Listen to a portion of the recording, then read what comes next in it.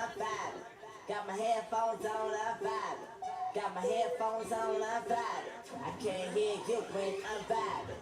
Got my headphones on, I'm vibing. Got my headphones on, I'm vibing.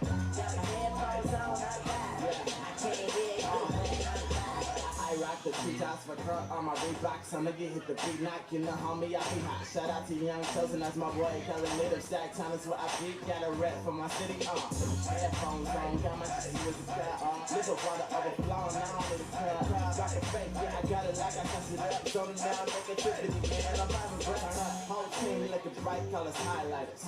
If you looking for the truth, come holla at us. Go ahead and hit like Facebook status. Like I put your headphones on like it doesn't matter.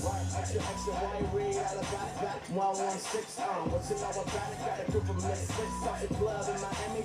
I'll be yesterday, you know we got the Cali. Hold up. Got my headphones on, I'm vibing. Yeah. Got my headphones on, I'm vibing. Yeah. Got my headphones on, I'm vibing. I can't hear you when I'm vibing. Got my headphones on, I'm vibing. Yeah. Got my headphones on, I'm vibing. Got my headphones on, I'm vibing. Yeah. I can't hear you when I'm vibing. We out here trying to function. Gas pad, old man, I'm go. Shout out to my unshape believers, yeah, we do it. RPS and G, yeah, you know it be the moment. I turn the kids in the streets, what it be like. You can ask my whole team when it be like. Headphones on, I can't hear you, this is my life. Go hard till the lights turn off, got a black night. You know it ain't nothing. I'm making this music for your brother and your cousin. I pull up to the time, you can hear my speakers bang. Yeah, I'm on a lot of fluid and I kick the engine. I'm looking for the win every time I step out of fake when I'm tripping. So I'm the recipe, so I ain't gotta touch the oven. And when it's all over, you can get ready for supper. Headphones on, it's a moment that you know. Got my headphones on, I'm vibing. Got my headphones on, I'm vibing. Got my headphones on, I'm vibing. Can't hear you when I'm vibing. Got my headphones on, I'm vibing. Got my headphones on, I'm vibing. Got my headphones on, I'm vibing. Can't hear you when I'm vibing. Got my headphones on, I'm vibing. Running at the booth and I'm not even trying. If they step to you, but that nigga never stop. Ladies and gentlemen, entering the south entrance, the Mena Bearcat Marching Band.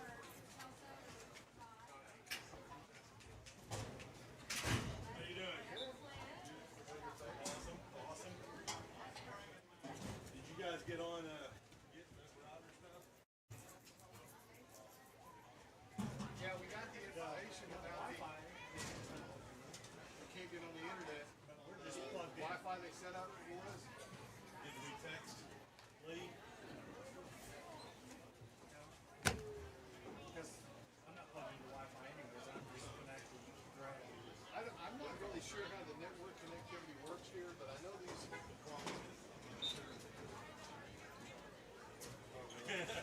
These antennas down here, like that one right there, there's 3 of them, and they plug into an Aruba router downstairs.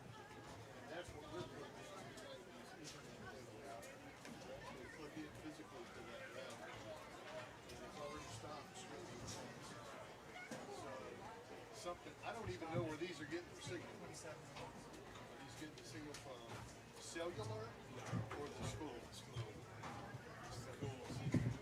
It's a combination of states. Philip, what is the backbone to the school product? It's not just AT&T. It's two different ones. It's got a hard line to the school. Right? Hard line. It's a VI, the Harmon Information Systems line. I don't know if that Is it fiber or?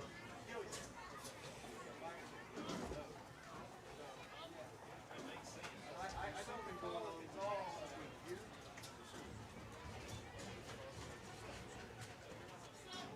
they have to have some state connection.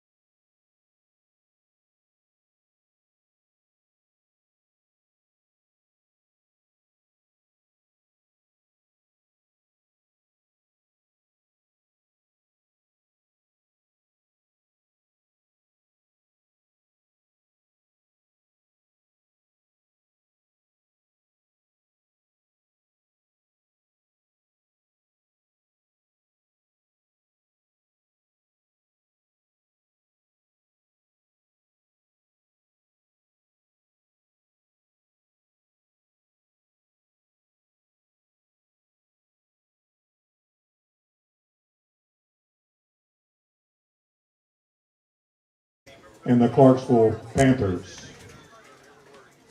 Mena High School and Clarksville High School are playing this game tonight through an agreement entered into by both schools. These two schools are members of the Arkansas Activities Association and abide by the rules and regulations as set forth by the association to maintain and improve high standards of good sportsmanship by their conduct and their cooperation with the other member schools. The high school athletes performing here tonight are friendly rivals as members of opposing teams. Interscholastic athletics affords each of them opportunities to support our teams in very positive way through cheers and encouragement. The officials are people who, by agreement between the competing schools, are assigned to administer the rules of the game. Their experience and integrity qualifies them for their part in this friendly interscholastic contest. At this time, would you please rise for the invocation to be given by Amy Hines, who's a member of the Fellowship of Christian Athletes, and please remain standing for the Pledge of Allegiance and the National Anthem in each respective school's alma mater. Let's pray. Dear Lord, thank you for gathering us here today. I pray that these athletes, as they play this game tonight, you are glorified, and I pray for protection over them and their families. Lord, as we gather here today, I would also like to say a special prayer for our troops who fight for our country every day, and pray that you reach out your hand to anyone who is dealing with sickness. Thank you for everything you do, and in your name I pray. Amen. I pledge allegiance to the flag of the United States of America, and to the republic for which it stands, one nation, under God, indivisible, with liberty and justice for all.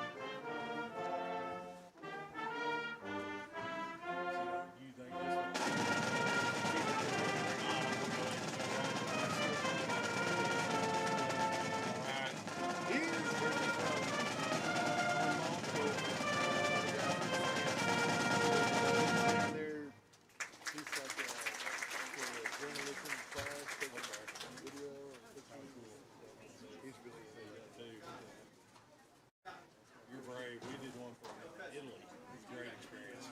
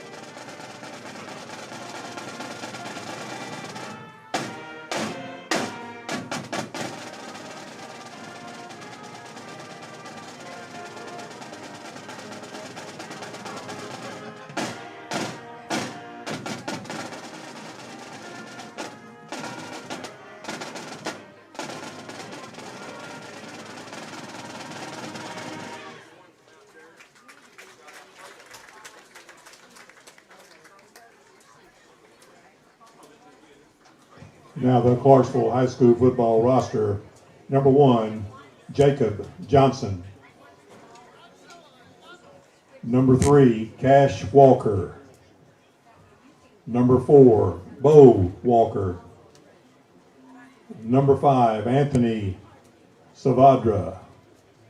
Number 6, Char Paul. Number 7, Bryce Buckner. Number 8, Talon Case. Number 9, Alex Ramirez. That's number 10, Alex Ramirez. Number 11, David Praito.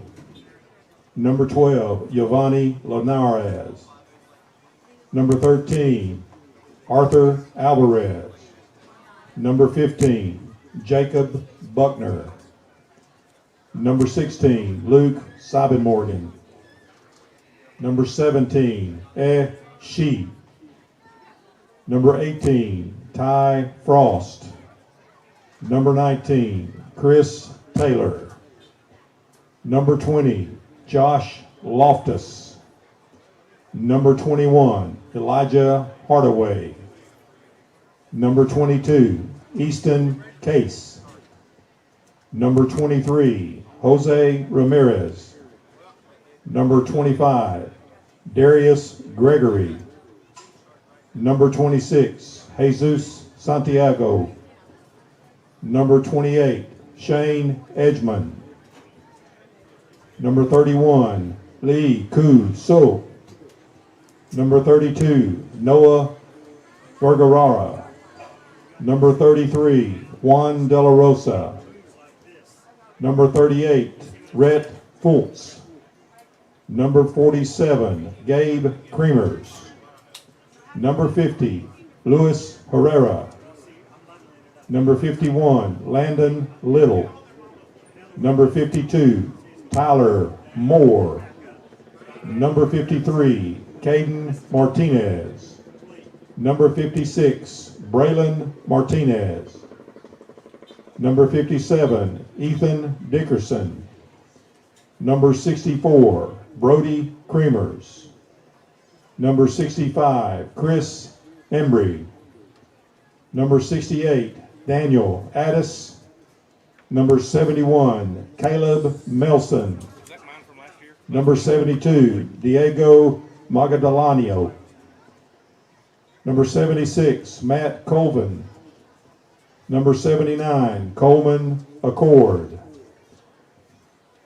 The head coach of the Clarksville Panthers, Chris Buckner. He's assisted by Stephen Banning, Ben Stang, Aaron Plug, and Andrew Dreyer.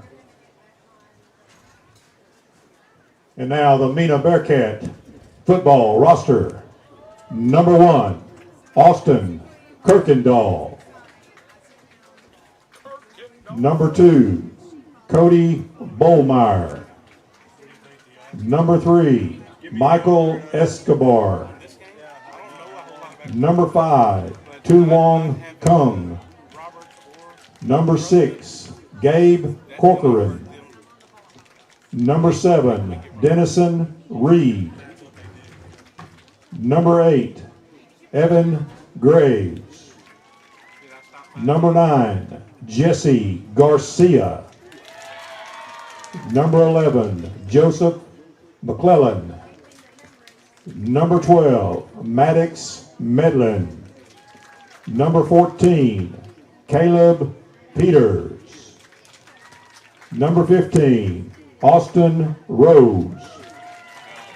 Number 16, Travis Threlkel. Number 21, Omar Cecilio. Number 22, Blake Brown. Number 23, Brenton Rose. Number 24, Jesse Perales. Number 26, Jared Berger. Number 27, Colby Davis. Number 30, Robert Hill. Number 32, Christian Samaripa. Number 33, Jaden Felix. Number 36, Jeffrey Richmond. Number 40, Tristan Crane. Number 45, Ian Hughes. Number 50, Kevin Hensley. Number 51, Christian Miller. Number 53, Reed Henry. Number 54, Jordan Roberts. Number 60, Carter Allen. Number 61, Jet Baber. Number 64, Chase Henry. Number 65, Christian Stewart. Number 66, Bobby Wallace. Number 70, Seth Fruin. Number 71, Nathan Philpott. Number 72, Jake Brotherton. Number 75, Sean Ball. Number 76, Luke Floyd. Number 77, Logan Yang. Number 79, Trace Huff. Number 80, Isaiah Day. Number 82, Sully Massey. Number 84, Jackson Baber. Number 85, Aiden Golden. And number 88, Trey Day. The head coach of the Bearcats is Craig Bentley. He's assisted by Landon Dover, Matt Sandifer, Chad Arnold, Kyle Smithers, Tommy Johnson, Ryan Lutmer.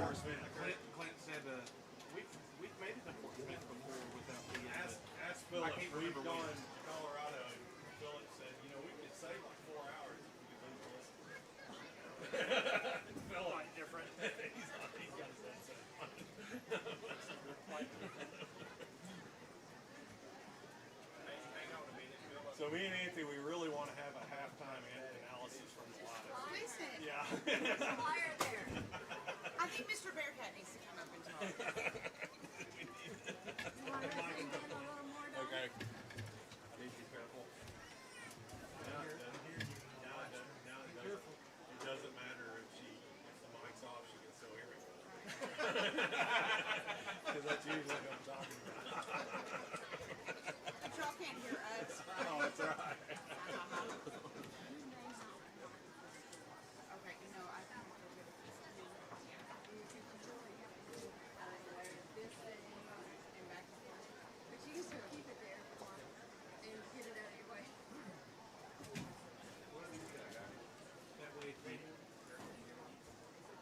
In a timeout or a break or something, if you want to rest your booty.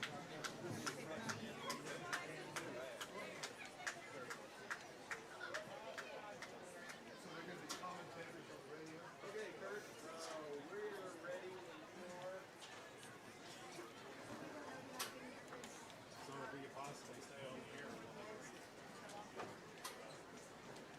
Have what now?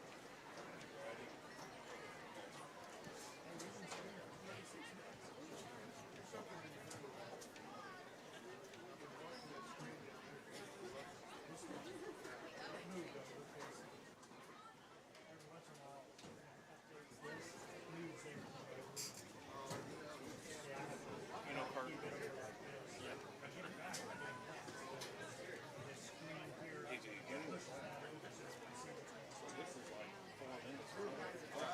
You sound much better. You feeling better? See what you put your hand in front of the camera?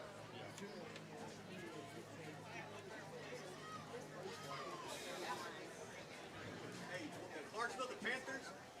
Yes. You should have made up something different. You call it Subiaco the Warriors. Hey, Philip. They're Pantherettes.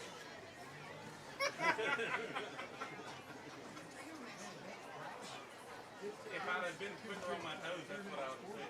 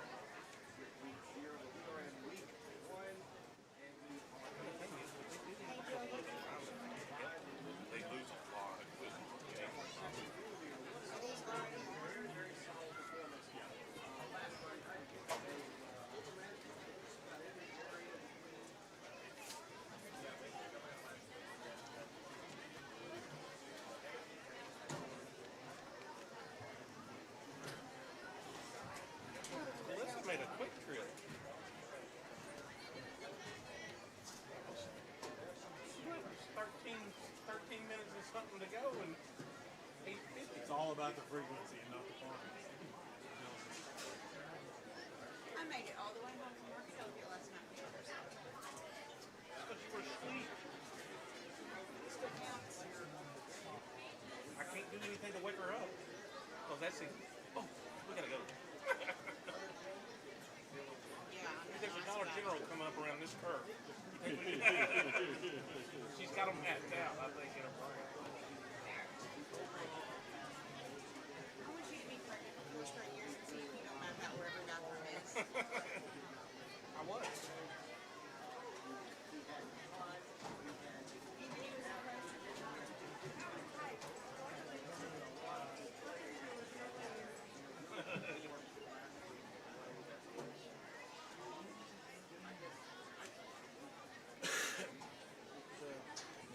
Isaiah, I was talking to her.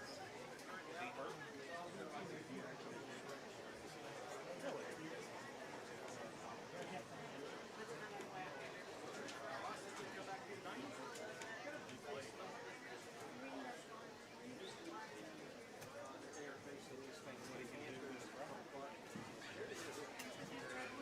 It was all they had last year. All they had. We at least need a picture of all four of us.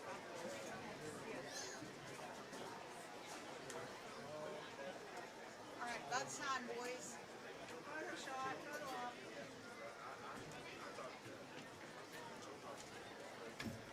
By the sign, by the sign. Read the girl. Take it with this way.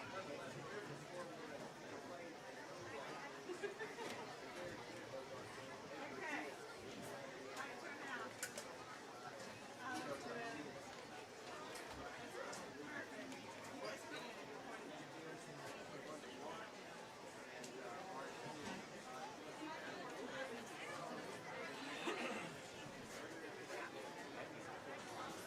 How is Michael and them done in here, huh? Really?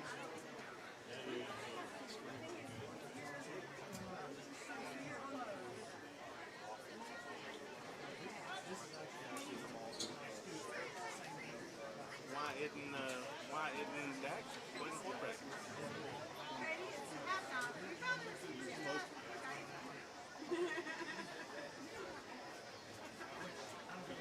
So anything I say from here. But I don't Really? see what she's doing.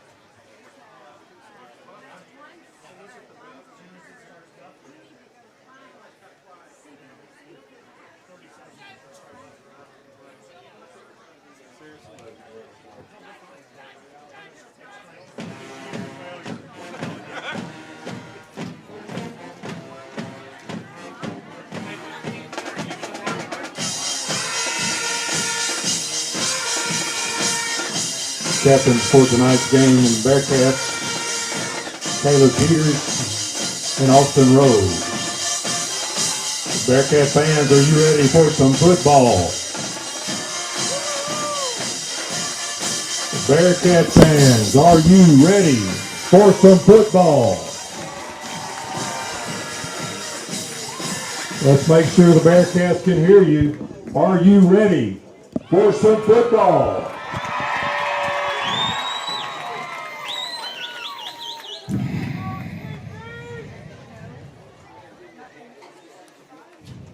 Testing, testing. How you doing, Anthony?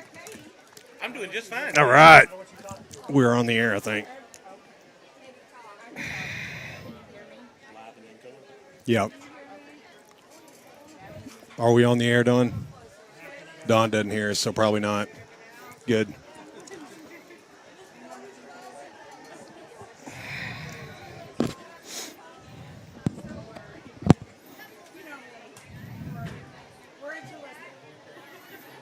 Captain for the Clarksville Panthers, number 18, Ty Frost. All right, we are. Okay. Oops.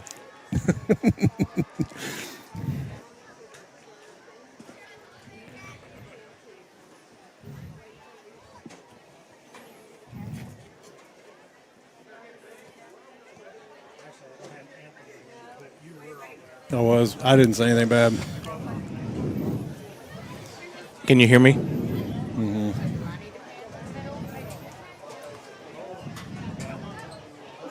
Bearcats Austin Rose.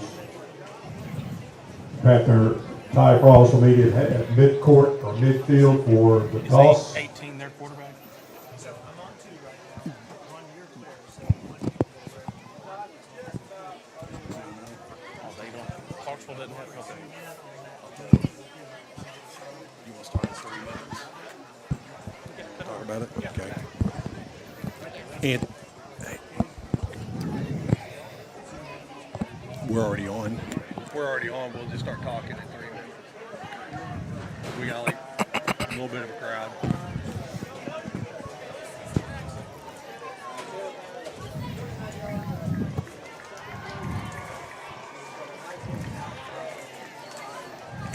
And welcome, folks, to tonight's presentation of the Bearcat Foundation Mena Football Bearcats. And as they take on the Clarksville Panthers here tonight. Joining me on the press box is Anthony Eford. And wonderful night for football here. A little bit warm, a little bit humid, but it's a great night for Friday Night Lights. Absolutely, absolutely. This is a really anticipated matchup, one that we missed out on last year due to the COVID situation with Clarksville. They ended up having to back out. But as they join us here tonight, we're going to take a look at a really unique offense, Anthony, with a 2-back system with no quarterbacks. And they're tackle eligible about 80% of the time. So it's very unique. A lot of misdirection. What you've basically done is created the Boonville-type offense with misdirection. And they gain another player by not having a quarterback. And very, very unique, and it's been really effective. Their first game against Nashville, they Ozark. They outgained Ozark 2-1, and just were not able to punch it into the end zone. And looks to be a potent offense out of Clarksville, and they're going to play to what was the strength of the Mena defense, which was that defensive line. And got interesting news on that because we're lacking 2 of the defensive line starters, really headliners. Well, you got both Jake Brotherton and Jordan Roberts, which were you're talking about 2 beasts on the defensive line that you're going to have to try to replace. And fortunately, we got some kids down there that are going to be able to fill some shoes, but you're not going to be able to fill them in the way that those 2 guys do it, the 2 speed and the power. With, big motors that play a lot of snaps, and we're taken to the field here. And the Bearcats won the toss, elected to receive. We're 49 seconds away from kickoff here. Bearcats with a great debut against the D Queen Leopards, and we were sorry we were relegated to the Facebook Live broadcast, but we and neither one of us can hold the dadgum iPad to keep it still. It was horrible. We'll blame it on Anthony, the lack of the ability to hold the iPad. But if there's any problems with tonight's picture, you can blame our wives. Yes, that is the breaking news of the broadcast. We definitely we're the amount of estrogen on the broadcast. You know, he was looking to get it and run. I thought he had a chance to get there, but he kind of lost it trying to turn around and get his bearings, and then it had to bounce forward. So got closer to the opposing team instead of farther away. Bearcats on that far hash mark. Got a trips to the right. Austin Rose with an excellent opening debut last week. Quick throw out to the outside to Kirkendall. 5-yard gain, going to bring up 2nd and 5. You know, that's a little connection that you didn't see one time last week was to Kirkendall. So he must have showed him a little something in practice this week that.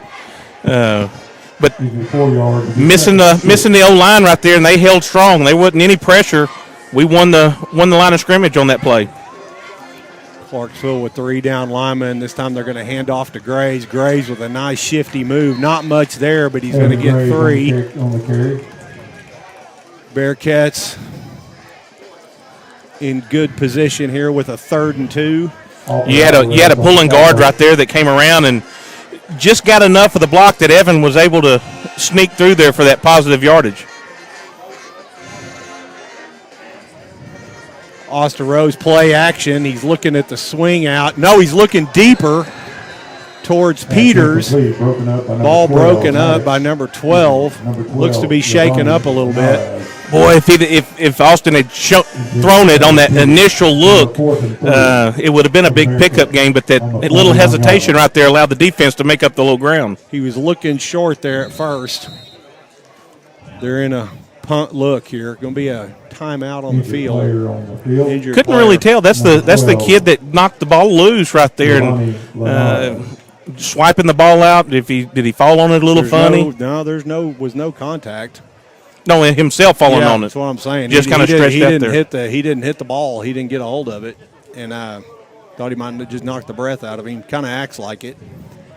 Bent over there, maybe holding that. It's holding that shoulder. Yep. I think he may have dislocated his shoulder. Kind of what they're looking at there. And we have one loyal watcher. We got Ken Marshall. He's on the air. We got some interaction with him. With the pause in the action, we'll bring some tonight's game is being brought to you in part by Mena Insurance Agency. All of your insurance needs, coverage first for 100 and what we decide? Seven, yeah. 107 years, downtown Mena. Austin Rose staying up there close, and then he backs up into the punt formation. Nice punt. It is deep. And a great bounce if we can get there. Heading towards the end zone. Almost get there. Almost got there. Blake Brown is right there in position. That's a name we mentioned early and often last week. And, he had a little pep in his step, a little different quickness to him this year. He's grown a little bit, got a little stronger, and he just looks like a football player now, Clint. It got an elusiveness that we've just not seen. That's something that comes from some body strength and a lot of work in the offseason. That's something that all the kids have done, but it's really neat seeing Blake Brown get a chance out there. Another kid that looks really impressive physically, that Cody Bollmeyer, kid that we haven't got to see until this year. Kind of staying behind his older brother this whole time. Really playing the exact same position. Clarksville takes to the field here. This Clarksville O-line, Clint, for the most part is a pretty small line. They got a couple big kids out there, but this Clarksville offense is they snap to either back. Like I said, I say they don't have a quarterback, but either one will throw it. And, of course, it is a heavy run offense. A lot of misdirection. It's going to be some stuff that you just haven't seen a lot of. Very powerful offensive line. Of course, when you go toe-to-toe and get that many rushing yards against Ozark. I don't know what the white hat was sitting down there waiting on, but we know it wasn't a TV timeout. Did you tell him you were finished? Yeah. Okay. Then they back up and pass here right off the bat, going deep. It's overthrown.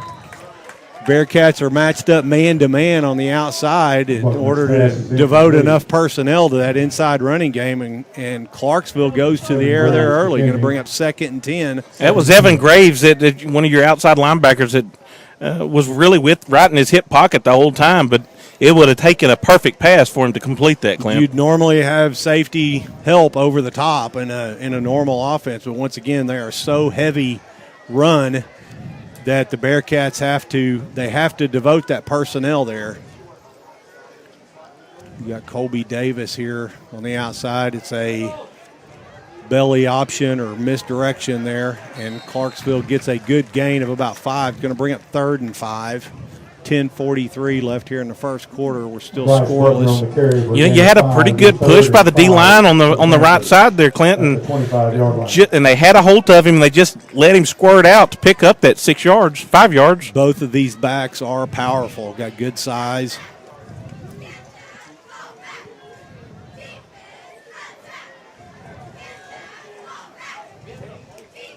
Bryce Buckner in that fullback position is what they call it.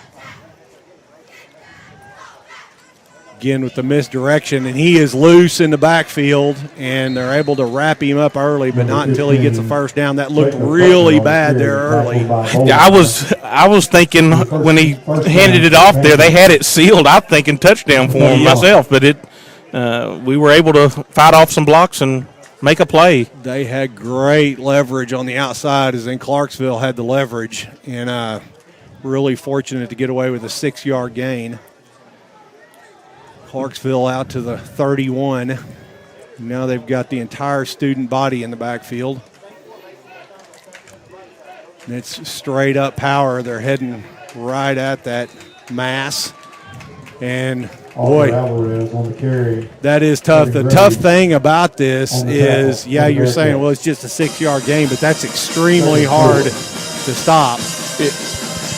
You're sitting there, and it's demoralizing to a defense if you're able to sit there and do that for consistently. Yeah. And that's just body on body pushing you, very low risk. That's something that you can do up and down the field. Back to the more traditional, got Twins right. He drops back to pass again. This time just throws a stop route on the outside. I think that was Bobby Wallace at that right defensive end. I thought he had a chance to get a hand on that quick pass. He got out there quick, didn't he? And then he got out and was in on the tackle, too. Clarksville seeing the way that we're lining up, and we've got so much personnel in the middle there and trying to match up man-to-man on the outside, they think that they can take advantage of that consistently. Going back to that student body in the middle. A lot of motion. Everybody's running everywhere, mostly to the left. Quarterback, fullback keeps it. Going to be this time they stop him early. Going to be about 2.5 yards there, Clint. Yes. It's a good sign. A lot of times the defense has to get a feel. This is a totally different team physically than last week's D-Queen team. Well, they gave him a pretty good spot on that one right there. Almost out to a 4-yard gain. There's not a part of him got even close to the midfield, and they put him past it. Same motion.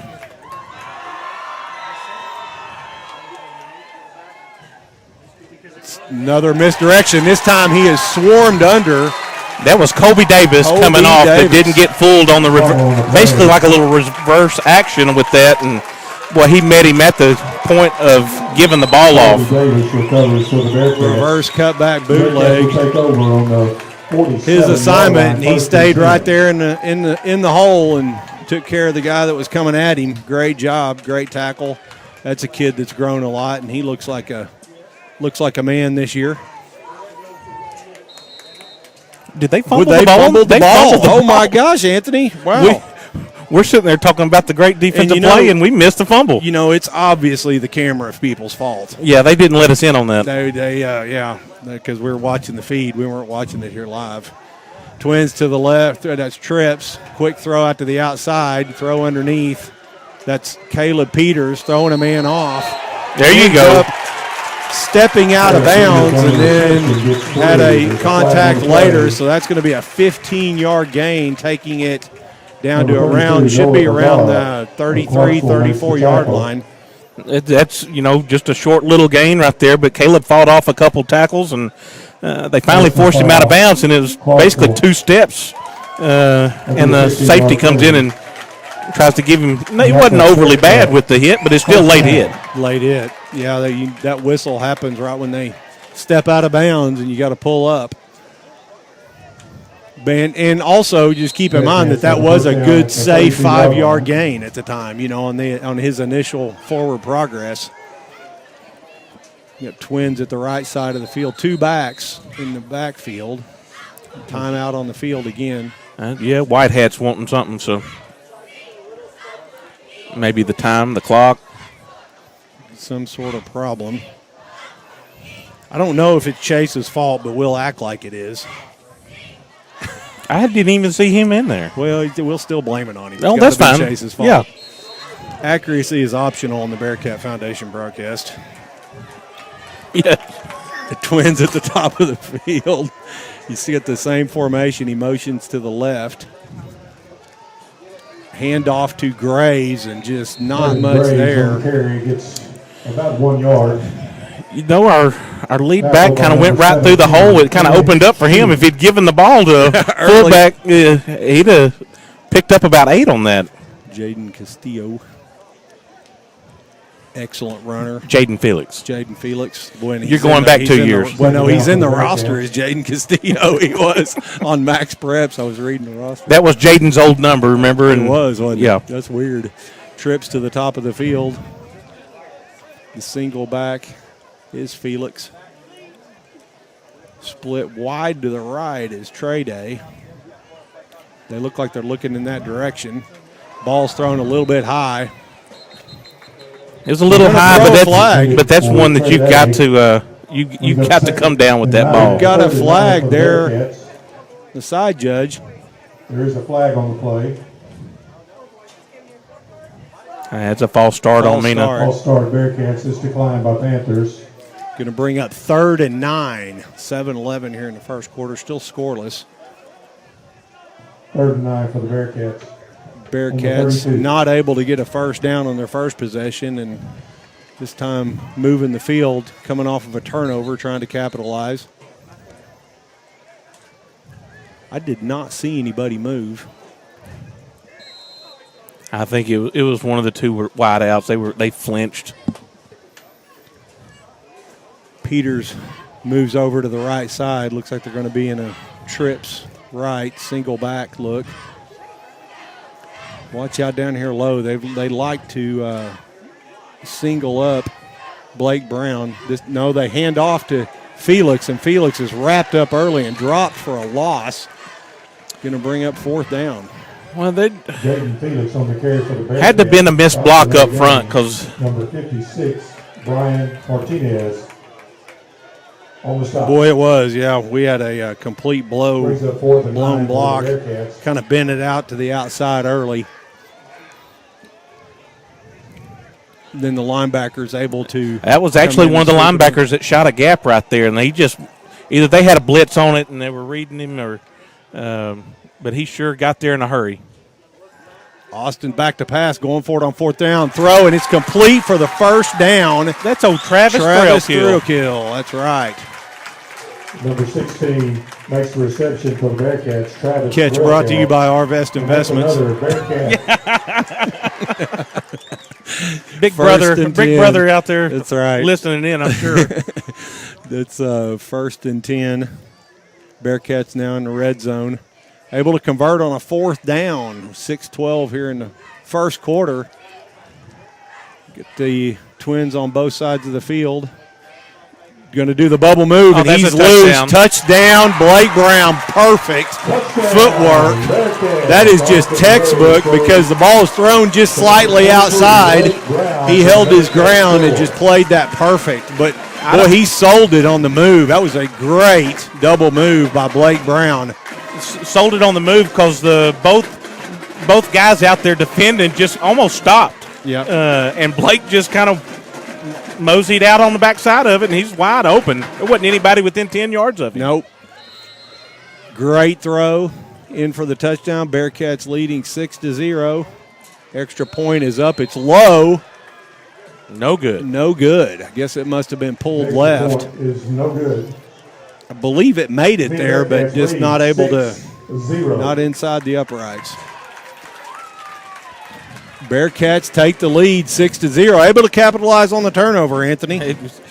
The turnover was key right there because it sure looked like Clarksville was just going to kind of keep marching down the field. The turnover that we missed, obviously, because of the bad camera angle.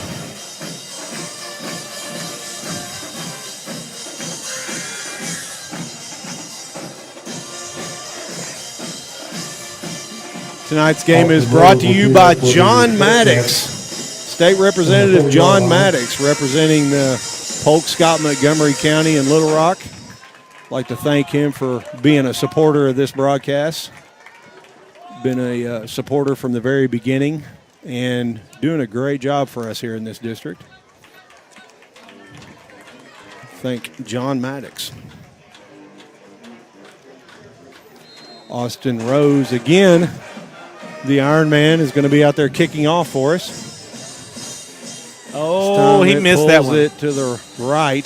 You know, he had a good night kicking the football for extra points. You had the one that was a bop snap, and we got the 2-point conversion last week, but he didn't miss a single extra point after that, did he? Nope, not at all, and they look perfect. So, if you remember, that was Austin that kicked that. Yeah, it was. If you remember last year, he started off a little rough and went from kind of rough to spectacular and skipped everything in between. Right. He was absolutely just incredible punting the ball last year. Well, sorely missed once that injury kicked in last year for the football team. He ended up starting at one of the safety spots. He's a kid that could start at, almost every position on the field other than the line. And you could probably put him there and he'd go do it. Probably would. So Clarksville's coming out and planning on coming right at us. And again, they snap to their fullback. Great. Bryce Buckner, and immediately contacted. And that's a big play right there, Anthony. You got to blunt that brute force right there at the beginning. He was met right at the line of scrimmage by Jared Berger, which filled the hole very well right there, but he was still able to fall forward for 3 yards. Key player tonight, whether he makes tackles or not, is Yang. Because in his position, he's facing a ton of double teams, both of those inside tackles. And there's not a double team out there that can stop him from penetrating. This time they're flipping away from him. They're going to come to the wide side of the field down here. This time they snap to the other tailback. Almost getting to him is Bobby Wallace. Is able to get away from him and pick up a pretty good gain of about 7 on the play. Colby Davis able to bring him down, but not until he gets to a 3rd and 1. Again, he's getting to. Again, they're getting good spots. It seemed like. But when that play there, Clint, it looked like they had the edge sealed pretty dadgum good, and I thought they were going to pick up more than they did. Dive straight forward. Going to get the first down. Had him for a loss. That was Yang back there doing it by himself. Beat the double team and had him stacked up, just not able to stop the forward momentum. You got to get these guys behind the sticks. Get them behind the count. You got to get to that 3rd and 4 or 5. It's the type of offense that just chews the clock up, and it's one of those that to get them off the field, you got to get them behind the sticks with something. You got to have a negative play somewhere along the way to get them off what they want to do, because they're not a throwing football team. What they're doing is not going to yield a lot of penalties. As soon as I say that, there's a yellow flag. That should be a false start. I think you had a lineman that started a little early on that. Should come back. Substitution. One thing I've seen so far, Craig's willing to put some people in there right now to try to keep them as fresh as possible. Last year is the COVID off season, and saw so many cramps by the Bearcats early in the season. Really, the first couple games, it was really bad. And this year, they're able to avoid it. Bearcats going to accept the penalty, going to back them up to their own 41-yard line. Going to bring up 1st and 15. Bearcats with a good opportunity here. And this is what we're talking about. This is where we want to put them, because it's not where they want to be. They want to pick up that 3 and 4 yards on that first down and just keep that momentum going. Of course, they threw the ball, I think, less than 10 times last week, and they've already thrown it twice. And they're going in that stacked backfield again. Boy, you saw that right guard or tackle. It's an overload. Hard to tell which one it was, but again, he pops up. I think we're going to give him 5 of that yards. Oh, really? Yep, we're going to give it back to him. Boy, and I thought I saw a flinch. So, yeah, it was us. Giveth and taketh away. So, 46. So much for that.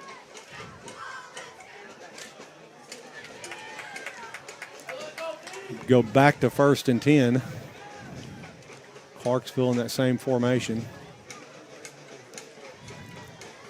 Misdirection. He spins and then comes straight forward, and it's going to be, should have been a loss of a yard on the play, and yeah, they back him up. Logan Yang on the stop for the Bearcats. Logan Yang has just absolutely been a terror. Even on the plays that Clarksville's making a gain on, Logan is diverting it. You had both of those two inside guys right there, 71 and Yang in on that play. I'm not sure who 71 is, Clint. 71 is, we don't know even with the roster. So yeah, he's not on the roster, is he? Yeah. Foreign exchange student. More of a spread formation. They're motioning off to the right. They're back to pass. 2nd and 11.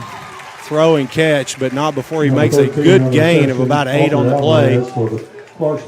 Going to bring up Michael Escobar's on the 3rd and 3. He brings up 3rd and this 4-down territory. That was old Michael Escobar coming up to make that play, which had to make in that situation. Great tackle, because it was just a simple flood concept there on the outside, and they hit the short guy, or the middle guy actually. You had them drive them off deep a little bit and then hit that sliding out in the flats. Go with the power, and he's delayed by a bobbled snap, and he is down. We'll see if they give him the forward progress, because he didn't have possession. See, that should have been spotted back because he was bobbling the ball, but we'll see. Loss of 5, going to bring up 4th and 8. That was a big play. No, I'm watching the replay, and he did get a hold of it right there. That's a good spot. Aided by the fumbled snap there, but Colby Davis finishing the play off. We had good penetration, though, anyway. I don't think it was going to get much. I was just thinking about the Bearcat defense with Craig Bentley coming up with the scheme is going to come up with a good plan. Punt is fumbled, and Clarksville is going to come up with it. It's ball still on the ground, picked up by Graves. The ball was fumbled. Clarksville got a hold of it and then fumbled. It looked like the Clarksville player might have been down. The coaches are yelling over there, trying to say he was down. I don't think he ever had possession of the ball. He might not have. That ball was just squirting around there. He pounced on it but never possessed. Bearcats able to avoid a disaster right there. I don't know why. You just had that feeling that was going to happen. Did that hit? Yeah, he had he must not have, because he was on the ground. Yeah, so it was still bouncing around there. But did it hit? Was that Caleb Peters that it went off of? I believe so. Austin Rose in a delay of game. Getting the play in. It's going to bring up 1st and 15. Wow. Change of possession there and get a delay game. 37 seconds left here in the first quarter. Bearcats on their own 36-yard line. Going to empty backfield. All right. You got 2 tight ends. Quick throw out to the outside. Caleb Peters is popping out to the outside. Going to make a nice gain, maybe 9 on the play. They're going to have another. What a good stiff arm he had right there. And I think they're going to call a penalty on. They sure are going to add 15 to it. Going to add foul out of bounds. So something was either said by the Clarksville Panthers or I didn't see contact. Yeah, it was. Yeah. Well, it's a rough call, but it goes in our favor because Clarksville player was really just kind of falling there and made contact. He was trying to hold himself up and kind of fell down and fell into Caleb. And that's another Mena Bearcat. Really a favorable call there. Ball was at the 42, 1st and 10. See if we can finish off this quarter. Clarksville really after the penalty, they made a little bit of an adjustment there, and I believe they expected that to be a run by the quarterback in that empty backfield. And We had a great block there on the outside by Trey Day. Austin back to pass. It's going to be a middle screen. It's caught by Felix. Felix with some room. Felix into the secondary. Great block by Trey Day. Wow. Jaden Felix into the end zone on a middle screen. That was a beautifully executed play. There was a nice great play call. There was a great block right in the middle of the field that Jaden went to, which sprung him, and then there was another great block down there closer to the end zone that, which was by Trey. Yes, yeah, boy, and this Bearcat wide receiver core. You know, you saw that last week. You score immediately on a bubble screen, just a simple swing pass bubble screen that took it to the house, and that came off of a great block. Kick is up, and this time it's good. A little low, but it went through. Went through. Austin Rose, and the Bearcats off to a 13-0 start. With 20 seconds left in the first quarter, Bearcats 13. Clarksville. We may have to get Austin one of them old straight-toe flat shoes. Get some height on that extra point. Kind of poking it there. Does that help? You dang right it does. All right. Taken from one that wore one. I was going, okay. Takes one to know one. That's right. Bearcats leading here 13-0. We'll take this chance to thank another one of our sponsors. Tonight's game is brought to you in part by our friends at NEDEC. NEDEC All for Dreams. Great employment opportunities. Lots of good things going on. Boy, when you think about Polk County, you think about that motors plant out there. They do a lot for the school, a lot for the community. Beat for Clarksville, number 3, Cash Walker. You know, Austin has the ability to kick these balls deep. And 33-1. This one's high, good hang times. Back there waiting on it. Bearcats converging. Boy, some great blocks there by Clarksville. Bearcats still able to get there and stop them at the 27-yard line. Clarksville's just got good bodies all over. Really remind you of an Ozark team, don't they? As far as the build, everywhere you look, you got a big, beefy body. They look beefier now than they did. Yeah. Panthers take over on the first of the game, I saw a couple guys out there that looked. They might have worked out there in pregame and put some weight on there. I'm messing with you, Anthony. I figure. But you got 13.3 seconds here to go in the first quarter. Be good. Get the defense a chance to shut it out here in the first quarter. Be a little reverse action, misdirection, counter. Really a short gain there.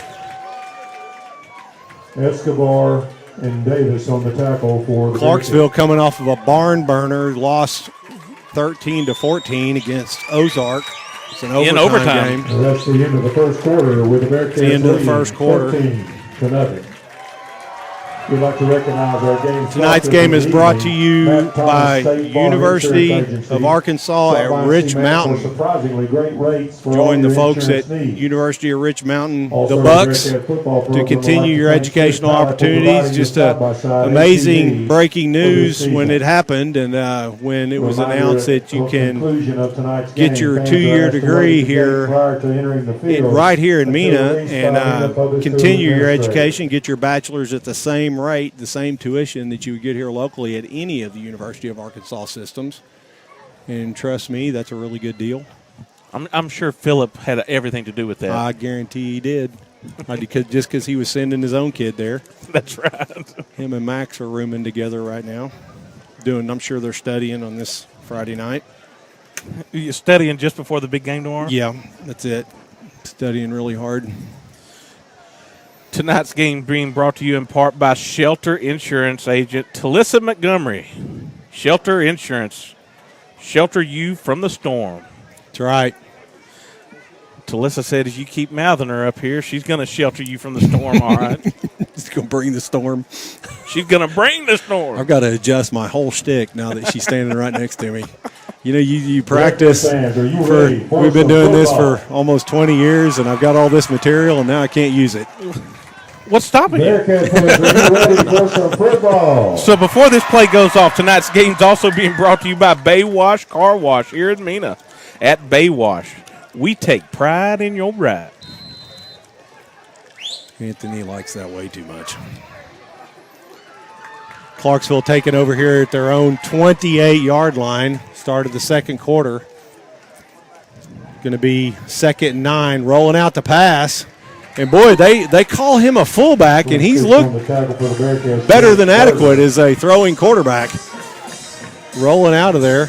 He's listed in the roster. They don't want to. They pride themselves for some reason on saying they don't have a quarterback. Yeah, the formation, the lineup, it was actually a pretty good play right there from, was that Berger in on that? Was that the one that coverage? Yes. That's deadly, that play action. They're coming there faking the dive and then bootleg out. This time they just go straight forward. Looks like they got some room, and they're going to get enough for the first down. And that's just that's a strange possession for Clarksville, just because they threw it for 7 of those yards. But that's exactly what they want to do, whatever it takes to just stay on time in the sticks. Bearcats are definitely able to form some resistance. And they're trying to get numbers in certain positions, and that's what they were able to do there with the pass. And then with the sweep game, they're saying, what we're fixing to do. Come stop it. So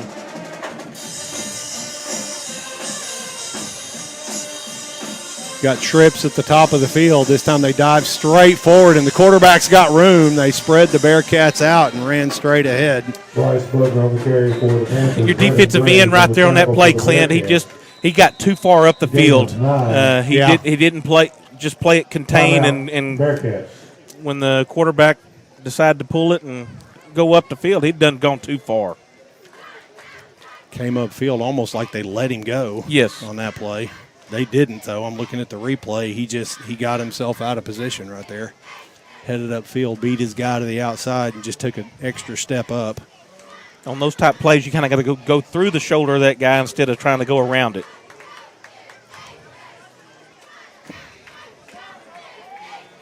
Boys, got breaking news here.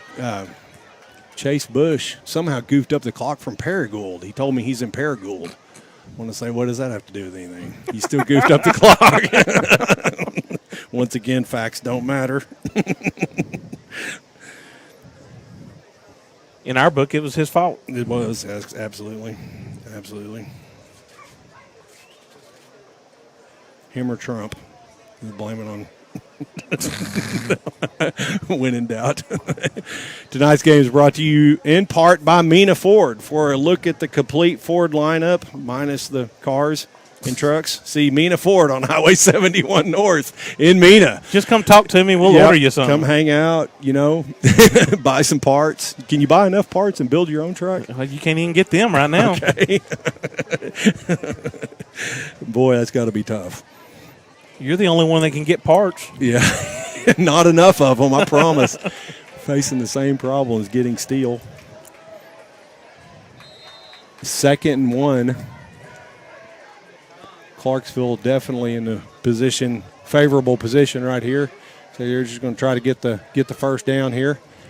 Diving straight ahead. They got him stretched out. Bearcats looked like they might get a lost yardage play. Great job by the corner over there. I believe it's Blake Brown coming forward almost. I thought Blake may have had a chance to get him behind the line, but. And that's a partial first down. Those of you part of the broadcast tonight, it'll really help us out if you'll subscribe to the Bearcat Foundation broadcast here. If we can cross a certain number, not sure what that is, but it helps us as far as being able to be more flexible as far as how we use the cameras and get a little bit more favorable position. And yeah, we only need about 5 more. Is what Don just said. No, Don said we need 5. No, we don't. Facts don't matter. It's easier to get 5. Throw out to the outside. Alvarez again on the carry. Gets a gain of 12. No, that wasn't a throw. I wasn't watching. It was a carry on that play. Just a missed tackle right there. He was able to shug the would-be tackler off and scamper on down for a few more yards.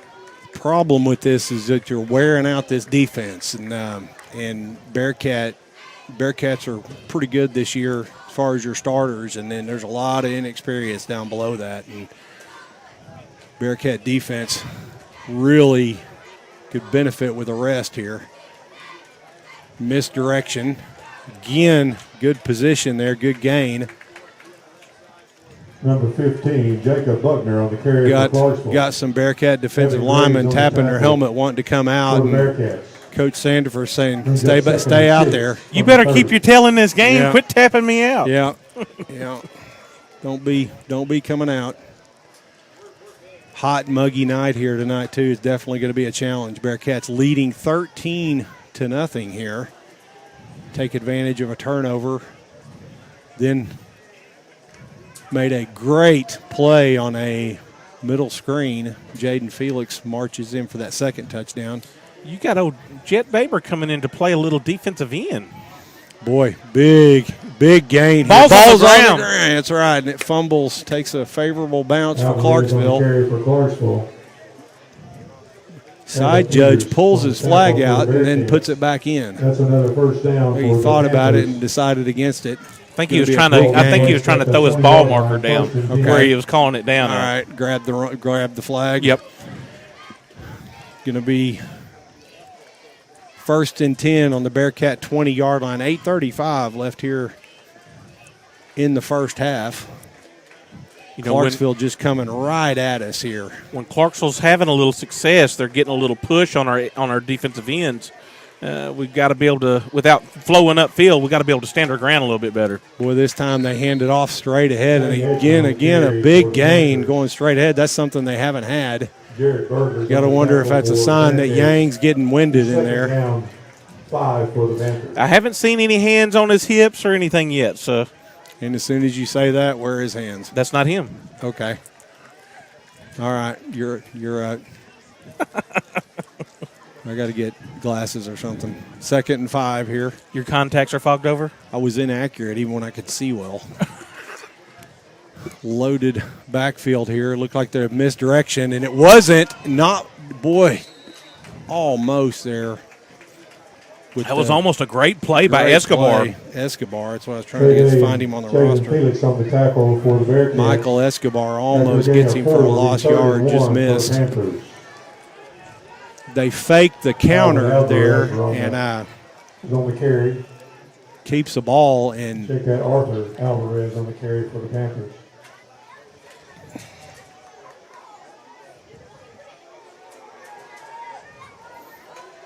Bring up 3rd and 1. It's definitely 4-down territory here for Clarksville, and they're going to dive straight to the left.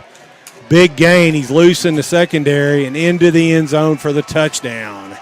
So Clarksville answers here, 7-11 left in the first half. Mena's able to come up with a stop with a turnover and then one turnover on downs. And that's exactly what they want to do as an offense. Yep, exactly. Don't get themselves behind the sticks. Don't have a fumble or a bad play, a lost yardage play. And, it was basically 4 yards, and then bust one for 15. Really able to getting bodies on our linebackers now. On that drive, going to have to come up with something. Bounce snap. It was short. Goes right to a Clarksville player, and it's a dead ball. It's the ground. So Mena able to keep the extra point off the board. I thought he caught it in the air. No, he did not. Thank another one of our sponsors. Tonight's game is brought to you in part by Union Bank of Mena, Mena's only locally owned bank. Hometown banking at its best. Folks at Union Bank have been strong supporters of the Bearcats and really all the schools here in Polk County. And I'd like to thank them for being one of the title sponsors of this broadcast.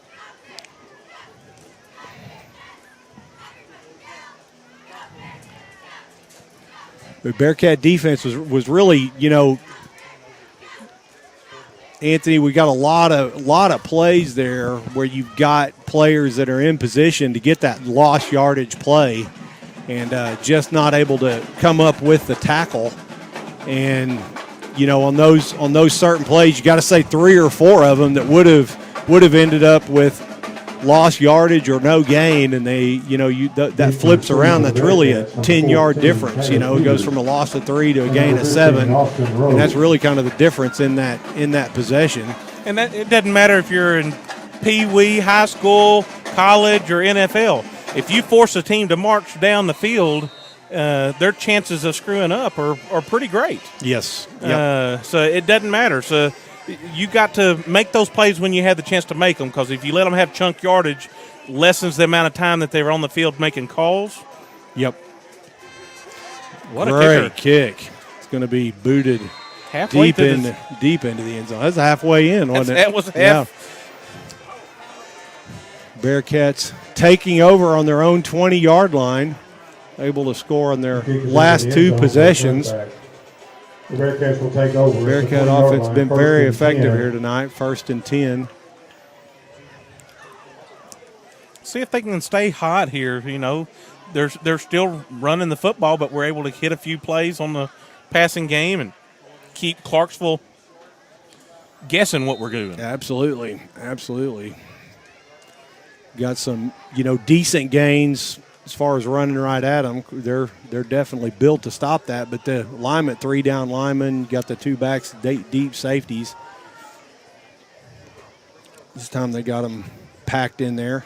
In motion is Caleb Peters is going to ride it. It was a option, and Warren decides to keep it. Looked like he had some room, but it was just required a cutback. He's not able to get to the hole before he's wrapped up with a 1-yard gain. Bring up 2nd and 9.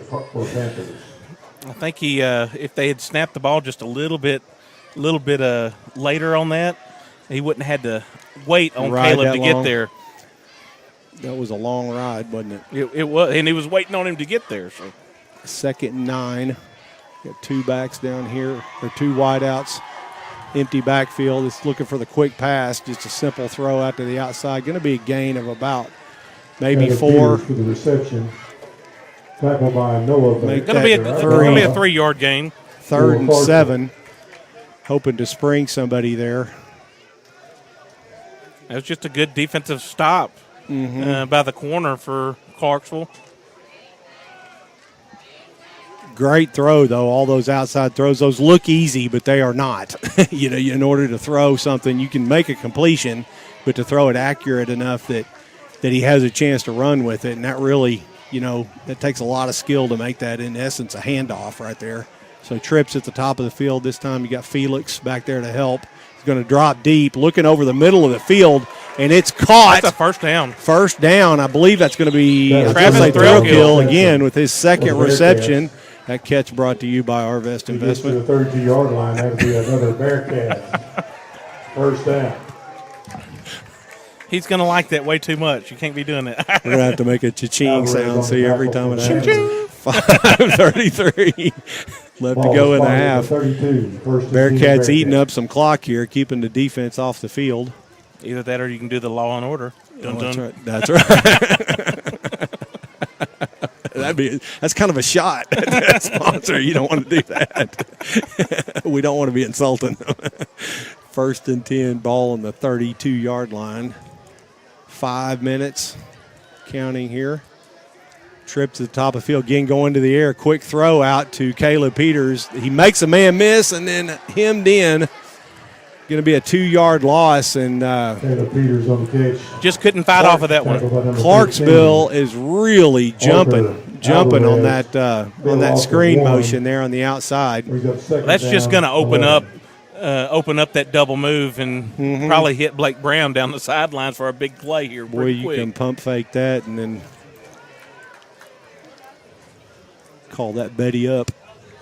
4:31. I thought we called it Betty Go. No. We did, but different coach. Got twin receivers down there. 2 backs in the backfield. Looked like it's going to be a power, and that's a RPO, going to throw it quick. Thought he had something out there, and he did, but there's a flag. Be interesting, probably a face mask. Reception by Caleb Peters. He gets a gain of about 2. Caleb's indicating that he grabbed the face mask. Be interested if it's a 5 or 15-yard variety. Personal foul. So 15 yards, and really Bearcats have been aided by penalties on both of their scoring drives, and hopefully they can capitalize this time. It'll be the third foul on as Ball will be spotted at the personal foul on as many line. possessions, and those are painful, those 15-yarders. That's crucial for us right now because Yeah. it keeps the sticks moving and keeps time moving off. And, hey, we keep this up right here and finish this drive off and the half off with the touchdown, go up by a 2-touchdown lead. Ball near midfield. Bearcats kind of packing it in here. Looking at the sideline, wanted to change it down to 2 seconds on the play clock. Gonna have to, got too close on it again. Gonna have to burn a timeout, but you got 3:49, so the time may not be as much of a factor for the Bearcats. Going to give them a little bit of a breather here. Let's take a chance to thank one of our sponsors, Gentry Chevrolet, wishing the Bearcats a healthy and winning season. Come see us in DeQueen for all your Chevy needs. Pickup and delivery available to our Mena customers. Bearcats taking some time to talk about it here. Let's thank another one of our sponsors, Smith Pallet, founded in 1949, serving customers throughout the South Central U.S. over 50 years, producing quality hardwood, softwood, and plywood pallets. Where is our Smith pallet man up here? He's not working the camera tonight. I know exactly, and we got stuck with our wives, Anthony. Any volunteers on the camera? You're welcome. Can they hear us? They're not looking at us, are they? No. Anyway. I think they got us not piped in. They so don't that piped they it in. That's a different deal. No, they don't. I just got a I got a dirty look. 1st and 10. Here at midfield, Bearcats again in that bunch formation. Going to be quarterback sweep by Austin Rose, and the Bearcats give Clarksville a little dose of their own medicine.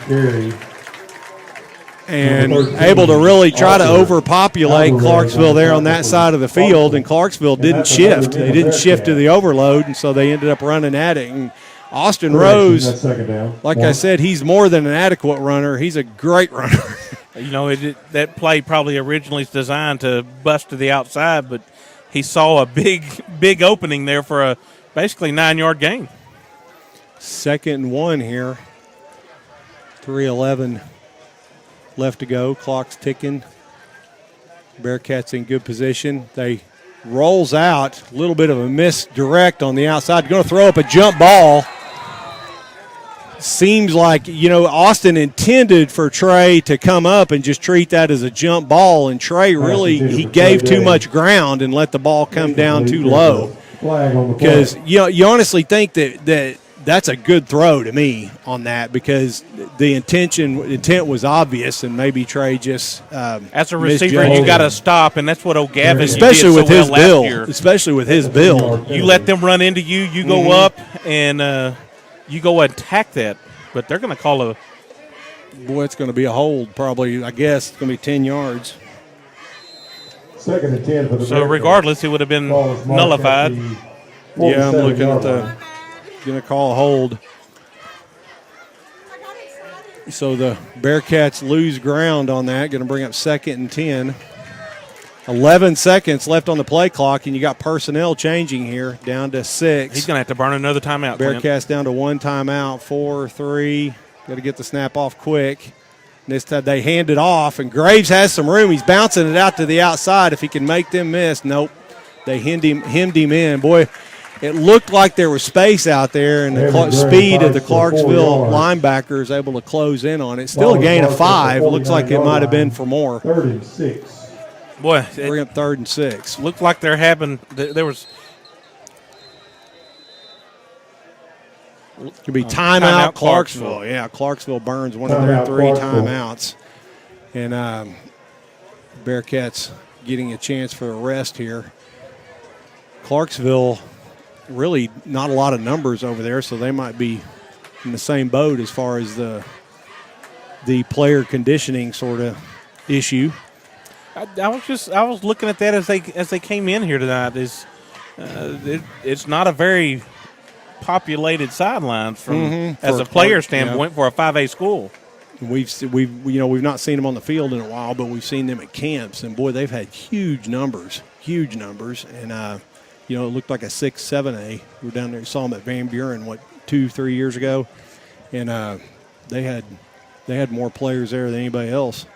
Let's thank another one of our sponsors, Anthony. Don's Easy Pay, the family-owned business for over 39 years. Offer retail, rent-to-own, 120 days, same as cash. Carry all the major brands of furniture and electronics. Self-serving dealer and do all the appliance work. Come to one of their 6 stores that serve 13 counties. I got some Monopoly money. Is that same as cash too? Yeah, same as cash. That's what it says. It didn't say what same as cash. That's what I like. Yep. That's very interesting. I didn't catch that. See, that's why you're the financial guru. Bearcats, really traditionally, it's been, I say traditionally, in the last couple of years, it's been 4-down territory. If he can kind of, they can pick up 3 or 4 here, they'll go for it. Got Twins down here at the bottom of the field that they're going to motion into that overload, going to option, and this time he gives it to Caleb, and Caleb's loose. He's going to pick up a first down. Going to get right to the sticks, and the spot indicates they're going to go ahead and move it. They're going to head waving the sticks forward. So they get down deeper into Clarksville territory, down to the 43, and now the clock is somewhat of an issue here at 2:27 if you're going to continue to plod down the field like this. Believe they got the ball with 7 minutes on the clock, didn't they? 6 or 7, I think you're right. And we're not, we don't have the luxury of some great extra field goal kickers like we've had in years past. Play action. He's looking at Caleb down in the middle of the field, and he picks up Trey Day. The guy falls down that's on him. Trey's loose in the secondary. Touchdown Bearcats, and Trey gets on the board. His first catch for a touchdown of the season, and looking for many more. I think they must have put some pine tar on that one, because it stuck, and it almost like he was surprised it stayed in his hands. Is extremely well covered, and Austin just threw it. I'm going to say he did it on purpose. He threw it on that back shoulder, threw it away from the coverage, gave Trey a chance to stop and reach back and catch it. And Bearcats on the board again here with 1:56 at half. Snaps back, it's up, and it's good. Bearcats able. That extra point looked a lot better than the previous two. Yes, it did. Austin Rose with another big play right there, getting the Bearcats ahead by 2 scores right here at half.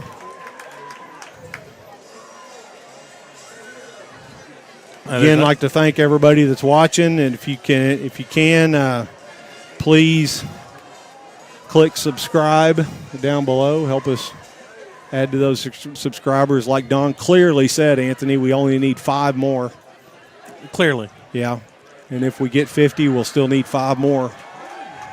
You see the strategy? I'm with you. Got to think that you're really close. And it's in our contract. We don't have to be accurate. I'm good with that. So Clarksville takes over with a minute 56, and they are not built to score quick. And so you got to think the Bearcats, it'll be interesting to see how you treat this as far as prevent-wise, because you don't want to give them too much room and let all those bodies get deep. Number 2, Bowmeyer. Bearcats, Bowmeyer leaps over the crowd. Number 2 on the tackle for the Bearcats, Cody Bowmeyer. He said, let me get on this Bronc ride and go. Ramirez on the carry, on the kickoff for the Panthers. You have to look at this right here. Interesting addition to the roster for this week's on Max Preps. We got Mark Wilson in at number 2. Really? Yes, that's interesting. Yeah, I'd take him back on any team I wanted to play. Mark having a rough few years academically, obviously, able to come back for a 20-year-old senior here on the Bearcats. Hopefully he's listening. We got his dad right here next to us. So, yeah, college president. We he's struggling. Obviously picked the wrong roommate for Max if he's goofing around playing football. Quick throw out to the outside, caught. No, it's not. Okay, boy, I thought he wrapped it up. I've got to get my eyes checked. Incomplete. She is. I thought. I cannot fail like this many times in front of my wife. She is so going to use this against me. Oh, gosh. She said you're too late. This is she knows your secrets. The pressure is getting to me here. Second and 10, minute 47 here in the first half. Clarksville definitely not going to sit on this situation. They're trying to get some points. They're lined up with their not quarterback, back to pass. Looking over the middle, he decides to throw short, and he's big gain right there. See if he gets out of bounds. Going to be enough to move the sticks anyway. So minute 39, and Clarksville's got 2 timeouts left. Well, Bobby Wallace was in la-la land. He wasn't sure, do I go after the quarterback or leave this receiver open? And forced him to come up there. He couldn't resist the temptation, could he? Forced him to pick, and he picked wrong.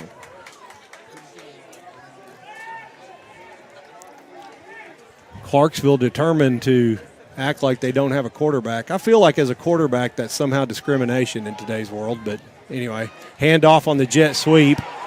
Going to be a hold right here. And you're going to probably decline that hold and get the loss of downs because it's lost yardage anyway. Yeah, that'd be interesting because you're not necessarily on the tackle for the Bearcats. It's a tough call. There's a flag on the play. Is the penalty from the line of scrimmage or from the point of the?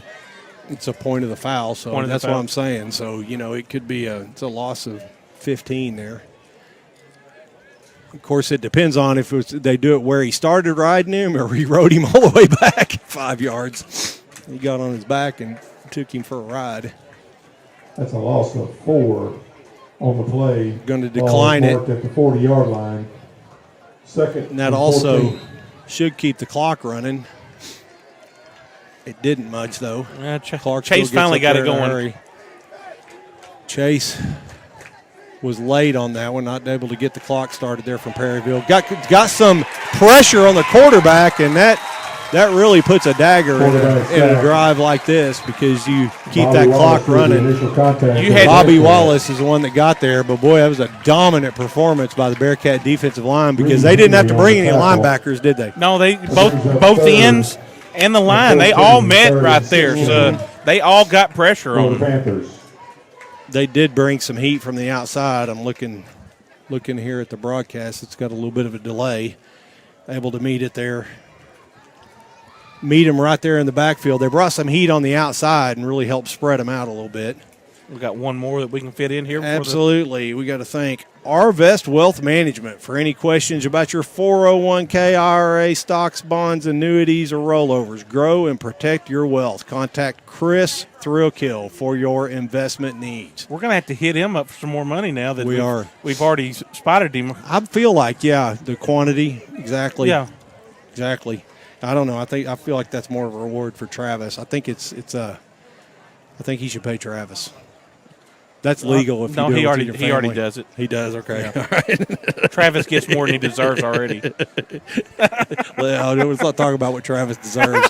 You're gonna have a 3rd and 15 here with 58 seconds, and Clarksville definitely not in a good position here. But Bearcats with just an absolute. I mean, this is a perfect first half. Really they've got to be happy with what they're getting. You couldn't ask for a better start. We talked last week that this is a much better football team than we faced last week, and really basically the same result outside of they've been able to run the football a little bit against us. That Clarksville's team's going to win some football games this year. Absolutely. Clarksville spreading the field here. Cody Bollmeyer late getting on the field. They hand it off straight up the middle. Clarksville just going to try to run some time off the clock. They call timeout. No, we're trying to call timeout. Yeah, that's what I'm saying, and they get the timeout there. That's going to bring.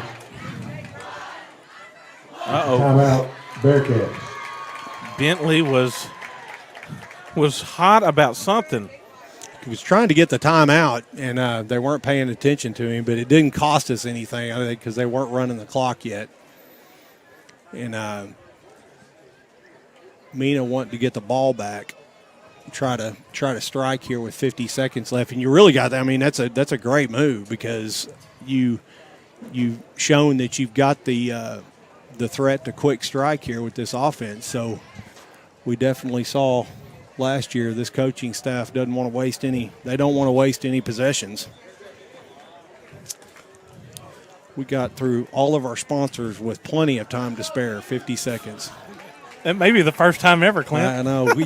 We've got to not do this good of a job because the wives are going to think it's their fault. And because they're sitting here keeping an eye on us. This could definitely ruin our good times in the future if we have them back here permanently. They bounce the snap. He's able to come up with it. Pretty Great good punt. punt. You're going to get away from it there and take kind of a Mena bounce. It stops. Going to roll down to the 21-yard line. That's basically that Going was. dead at the 21-yard line where the Bearcats will take over 1st and 10. Well, let's see what the offense right here can do. You got 40 seconds to go.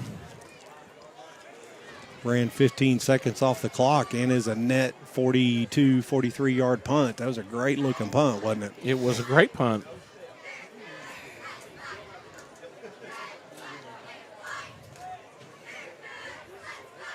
They're going to basically fight off for a deep ball here. So trips at the top of the field. Bearcats look like they're going to go for something here. Quick throw. They got him. That looks like Caleb Peters. I'm judging by the way he was running. Those quick little steps. Caleb Peters shuffle. Yeah. He had the Peter shuffle. And his little brother, little big brother, got that same shuffle, and they cover a lot of ground doing it. Trips at the top of the field. Ball's on that hash mark. They open up some room. Floats him up deep. What a move by Trey Day. Oh, man, boy. That had a potential to be a big play because Trey Day waited till the defensive back turned his head, and then he started drifting deeper and just not able to hook up right there. But great-looking play. It was there to be had, too. 22 seconds left in the half here, 2nd and 10. Bearcats leading 20-6, leading Clarksville. I'd feel much better if we had one more score on that. Yes. Spread formation. Looks like going deep, and he's got Caleb Peters over the middle. Complete. Gain of about 20 on the play. Tackle by number 10, Alex. We're going to try to That's another Mena Bearcat. spike the ball right here, maybe. 12 seconds, and they spiked the ball with 11 seconds left to go in the half. So Ball's at midfield. You got to think they got to be, deep in the red zone.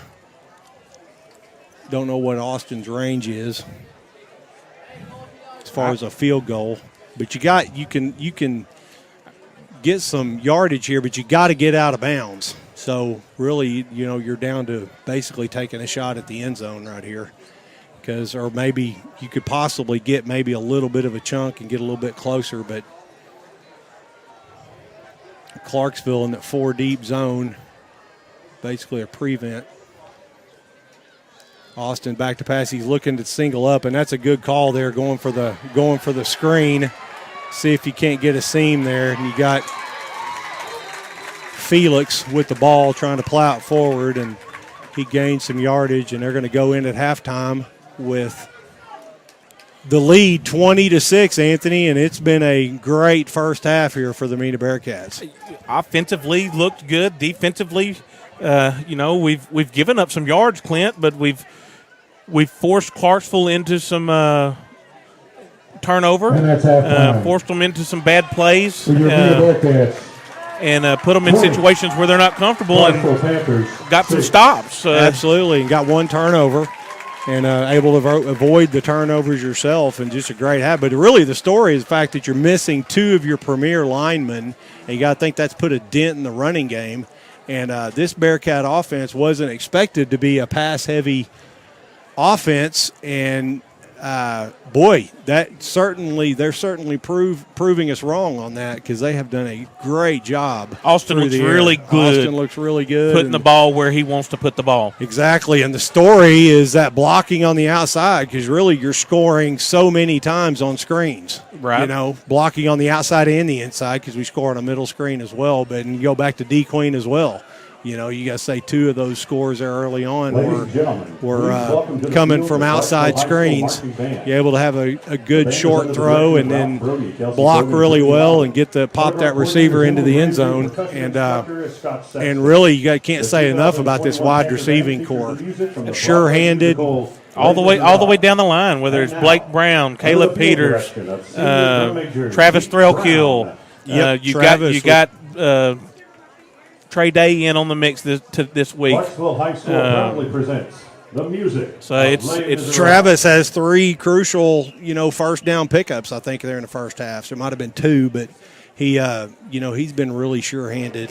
And and then of course you have Blake Brown with the initial score of the night, followed by Jaden Felix, and then that last pass to Trey Day, and. Just a great performance here tonight, and Austin showing that he can push the ball deep as well. And I really like that throw where he puts it up there for Trey Day, and it ends up being an incompletion, but I thought that was a really well thrown ball. Oh, the one here on the sidelines. Well, the deep ball that Trey Day maybe gave a little bit too much ground. Oh, yes, he was covered, but I'm telling you, that's a play that if Austin can throw it that well, Trey Day should be able to come down with that. Well, because he's going to have an advantage against pretty much anybody he faces when you're 6'4 and a half, 6'5", and 235, 240. 235, 240, good wheels, but really in great jumping ability. Kid's a good basketball player and good hands, and he's just got to get some more experience. This kid to play tackle last year for us, so he's just going to get better as the season goes on. So our film crew left us. They did, absolutely, and we're supposed to shut up for the band. So anyway, me and Anthony will shut up and let you enjoy the sights and sound of the Bearcat band. This one would be the Clarksville band. They're red and white.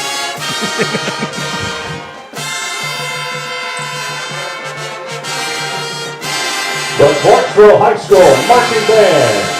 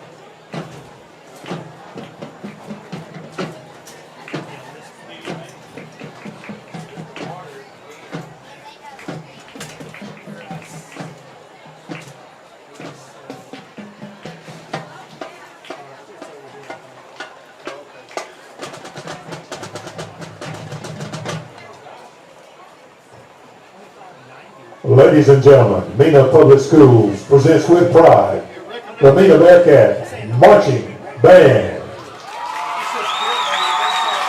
The band is under the direction of Charles Morgan and Tyler Huntington and under the field direction of senior drum major Annika Thompson. This year's marching show is the music of Motown. Tonight's opener is I Want You Back by the Jackson 5.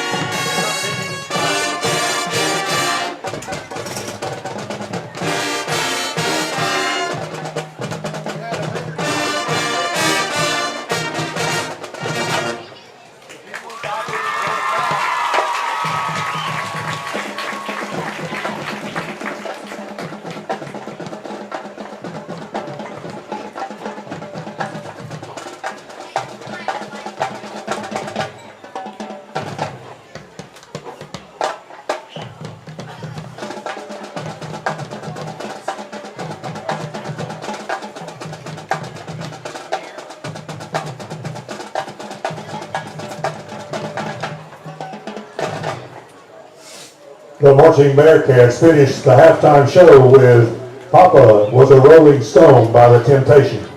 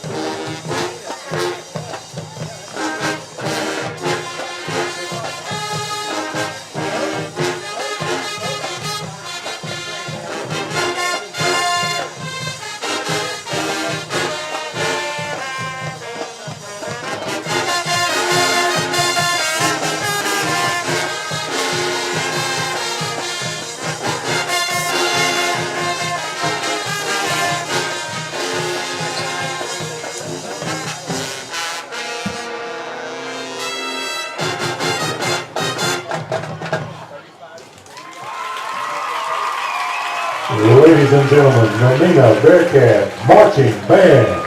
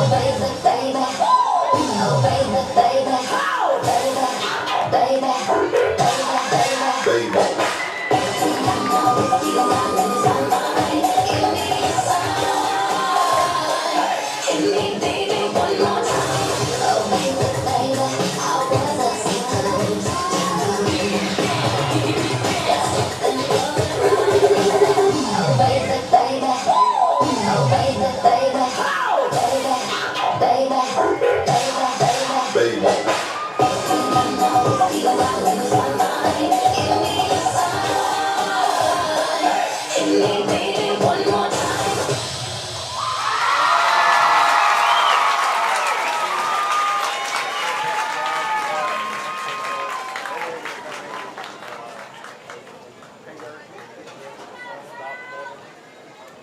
the Bearcat lead down to 7 after their failed at that point it was 13-6, and then Mena, at about the 5-minute mark, they were able to find Trey. Excuse me, about the 2.5-minute mark, and just amazing. Tom Max sent me a picture tonight. Tom Max sent me his picture because he's in the suit and he's doing his final night for the day. That's a good basket. He put one on the roof. Once again, we'd like to recognize our sponsors for the evening. Matt Thomas State Farm Insurance Agency. Stop by and see Matt for surprisingly great rates for all your insurance needs. The Bearcat football program would also like to thank Smith Pallet for providing our side-by-side UTV for this season's use.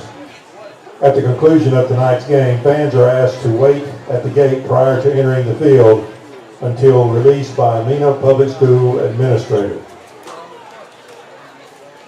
Next week, on Friday, the senior Bearcats will be on the road against the Hot Springs Trojans. The junior high and the 7th grade Bearcats will be on the road traveling to Clarksville.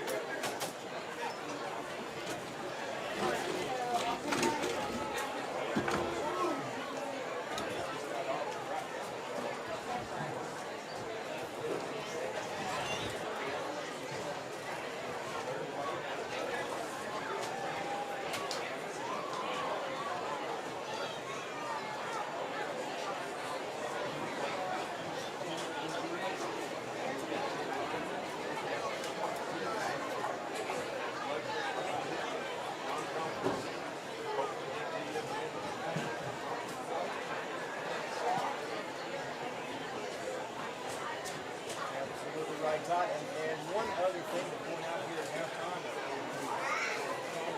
all the great progressive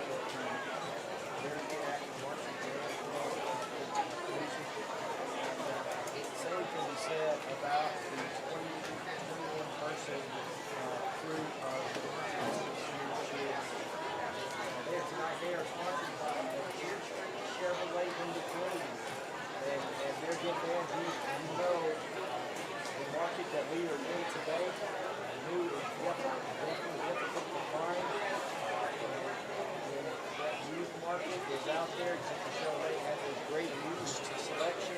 God, I was hearing something this weekend, and they repent, oh my gosh, and back to all the COVID stuff they had to do. There's a hurricane that's minimum flooding. 10,000 vehicles in northeast New Jersey and New York. 10,000 vehicles are now flooded, and that market is going to be pumping fire. And that will have bring down all across this nation because my gosh, you can't get any market. And get out there to Gentry Chevrolet. The trainers they have obviously new on their lot, just like everybody else. To get their final car for a new car, right?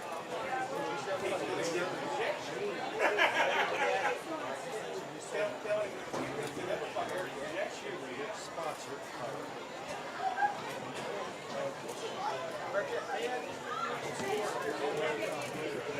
Very commanding performance by your Bearcats. Clarksville 6 will take our last time out of the first half. We'll be back here, hopefully, to start this third quarter.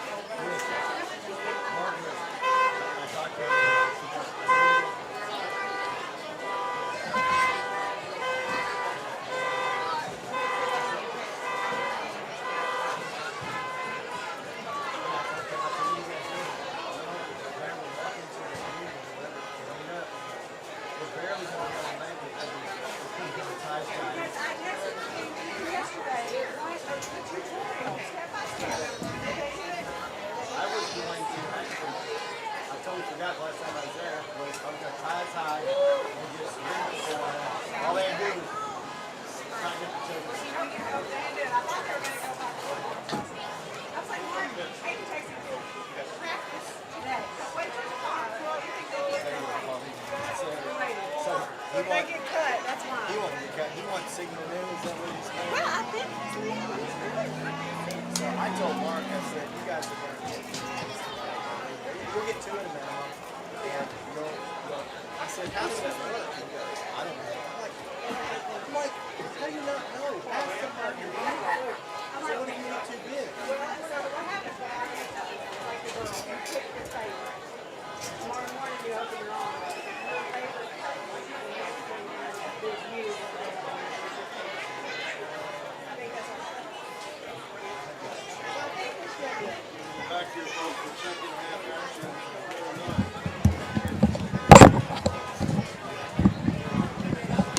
All right. I don't know why. We're back here, folks, for second half action. It indicates 50 seconds. I think there's a 2-minute counter right after that. But great first half for the Bearcats here, leading 20-6, and really a dominant performance through the air.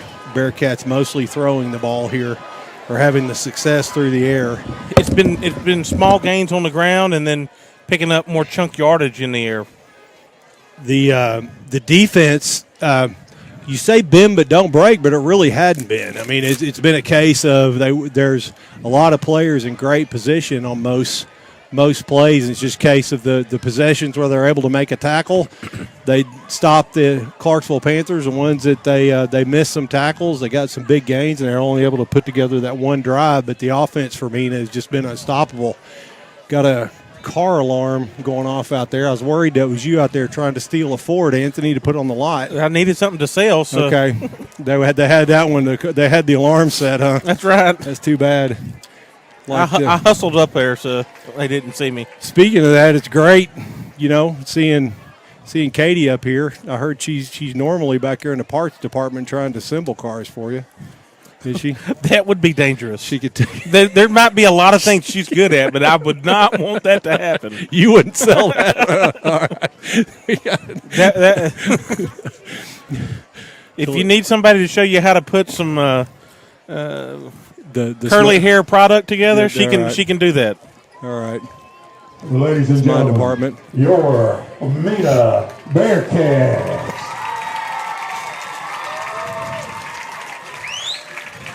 It looked like Bentley and the gang took every bit of the halftime time to. They're definitely going in there and restructuring something. They took all their time. They took every bit of a lot of time there. Going to have barely enough time to run through a little bit of warm-up here and then get going here in the second half. Boy, you got Jake Brotherton there on the sidelines, got the concussion glasses on. Just sure hope he's progressing well. Trying to kind of dulls your senses there to help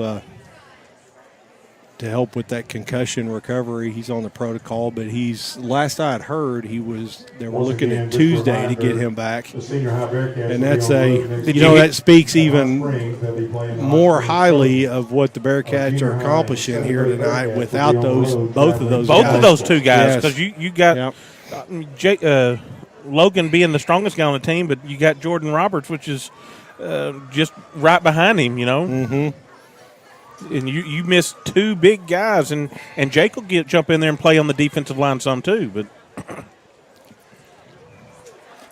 coming out here the second half, of course, you kick off to Clarksville, and this is only a 2-score game. Boy, you go out and think to that playoff game. Bearcats go in, they go in with a 1-score lead, and you certainly can't sit on anything like this when you're facing a talented team, and then Arkadelphia able to take it away from there. But Bearcat defense, of course, when you've got a good defense, you've always got a chance. You got something to lean on right there. Got something to lean on, and boy, this Bearcat defense has looked really strong here tonight. Great performance here in the first half. He's got Austin he packed in some big yardage numbers here in the first half. I'm going to get my glasses good and cleaned off so they'll quit fogging up here, Clint.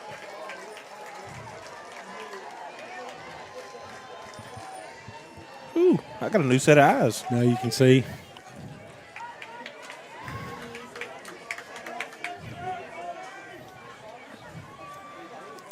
Bearcats taking the north end of the field here for the kickoff. Clarksville had 11 yards passing last week and 290 yards rushing against that Ozark defense. And you got to think, I mean, I don't know that they've crossed the 100-yard mark here tonight. They might have rushing. It'll be close to that, Yeah. I would bet. Here at half, the Bearcats have really hemmed them in. Clarksville's had to go to the air way more times. It was even though they had some yardage, it was a defensive struggle last week with them and Ozark. So it was just a 14-13 ball game.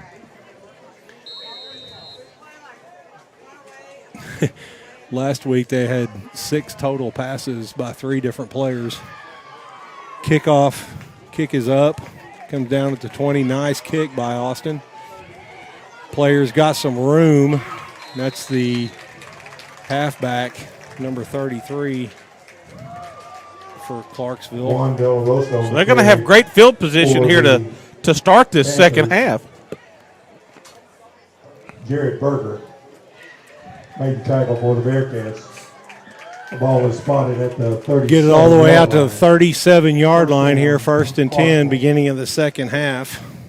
Like to welcome everybody back, and again, apologize for being down. We really had a rough end of the season last year, and hopefully we got the problem solved. Turned out it was maybe an internal networking problem here on the press box. Got that wide formation. I was corrected at halftime. We're bunched up there on the right side. Dive forward, and Alvarez able to dive forward for a 5-yard gain. Just a nice, easy 5-yard pickup right there, wasn't it? 2nd and 5 for the Panthers.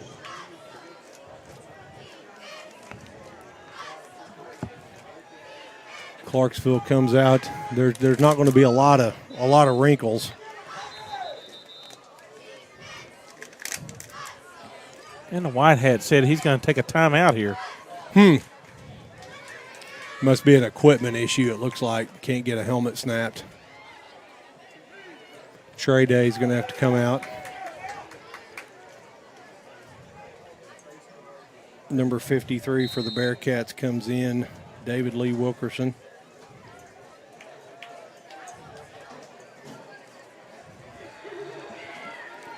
Clarksville again dives forward, this time held for a 4-yard gain. Clarksville in good position here with a 3rd and 1. Now this is the kind of way that they want to start. Absolutely. Tell you what, we talked about the misdirection, but it really looks like they've just got that counter as far as misdirection wise, and it certainly is a boring brand of football, to say the least. They want the one guy that's supposed to make the play to make a misstep, and boy, and they dive straight forward, boring or not. That's a 12-yard gain. If that tackle's not made right there by Bomeyer, he could have scored a touchdown. Good tackle it was. Unfortunately, it's 12 yards deep. They cross midfield down to the Bearcats' 43-yard line. 10:20 left here in the third quarter. Bearcats kind of reeling right here. Doesn't look like it, but you got that, now they've packed in 5 defensive down linemen, all with their hands in the ground. Misdirection, trying to go to the outside, and they've got us outnumbered. Big gain again, gain of about, looked like about 8. We got a favorable spot right there. It was a great play by Caleb Peters coming off. Came in and just dropped him, and we were outnumbered. Caleb came in from the outside. They had all their blockers in the middle. He fought off the block to make that play. Okay. Great job by Caleb to. But that formation is getting us outnumbered, and we've been able to, up until then, at least slow it down a little bit. And time they run into the strength of it, looks like it's going to be close. Bearcats 13, Alvarez for Clarksville. Going to get a Tackle first by down. the Bearcats again. They're waving the sticks forward.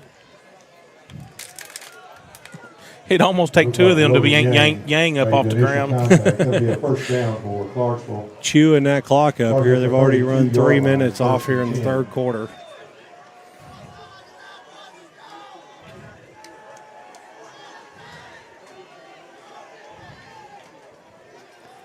It's time they got to run the counter, and Yang's back in the backfield, not able to come down with it almost. He just came through free. Jared Burger on the stop for the Bearcats. He just wishes he had about 2 inches more of arm length. Yes. For Clarksville.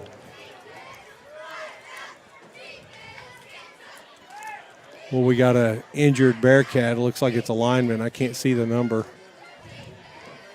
79. Is that who came in and replaced Trey a while ago? Was that a Wilkerson maybe? Duncan McCauley, 78. No, Duncan has moved. He did. Well, we got a good roster here on Max Preps. Yeah, Max Preps has not got us anywhere. We're close to right. Dive forward there. Greg Smith, Gain of about 6, and Clarksville is just marching down the field. And, Bearcats, I know we're leading by 2 scores, but this does not bode well. No, this is a drive you didn't want to see come right out of the gate. Don't want to see this because they're not even just staying on schedule in that 3rd and 2. They're just getting big chunks. Again, they're just diving straight ahead and blowing the Bearcats right at the point of attack, blowing them backwards. It's going to be another big chunk. It's going to be a gain of about 10.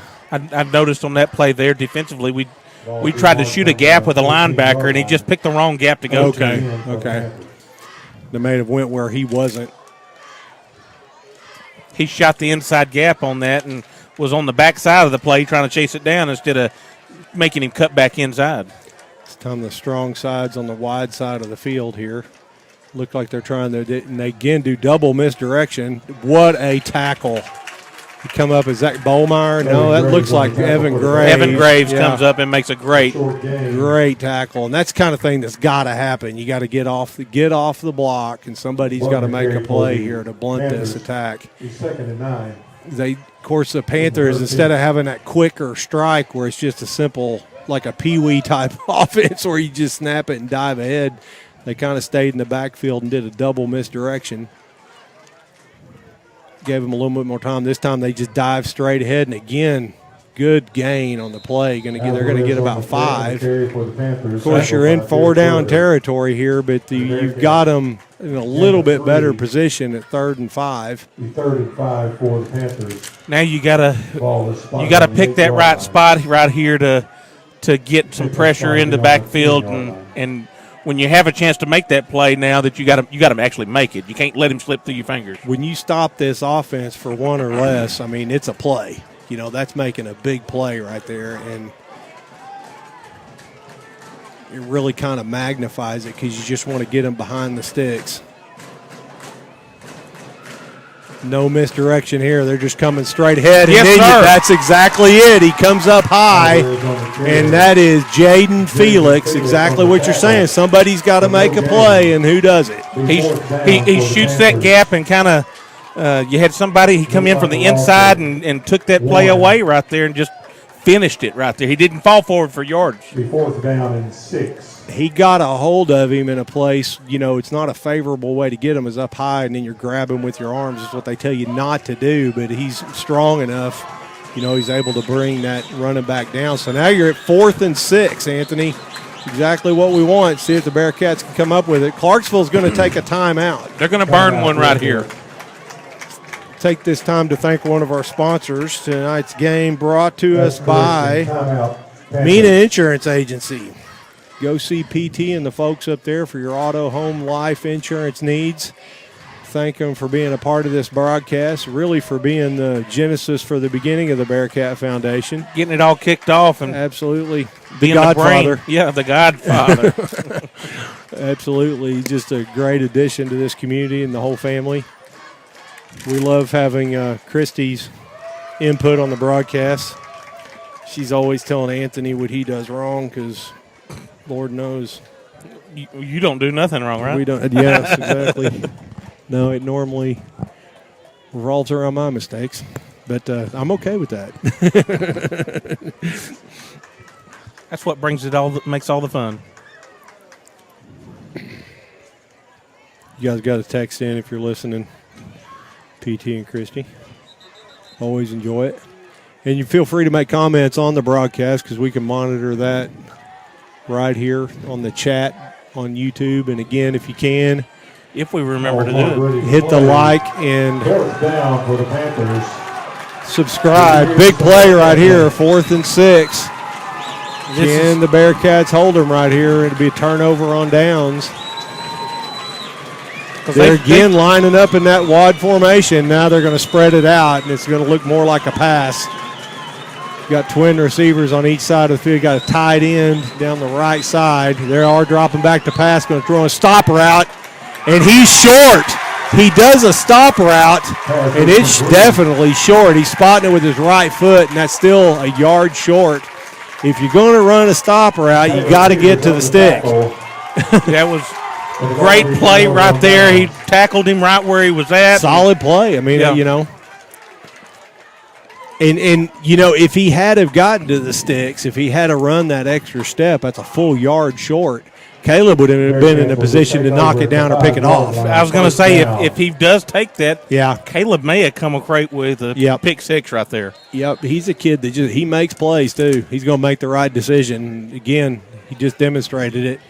But with that completion, it does pin the Bearcats back on the 5-yard line. So it's a big position here. You got to get that ball out of your own territory. Get this field position flipped right here and make a couple plays down the field early.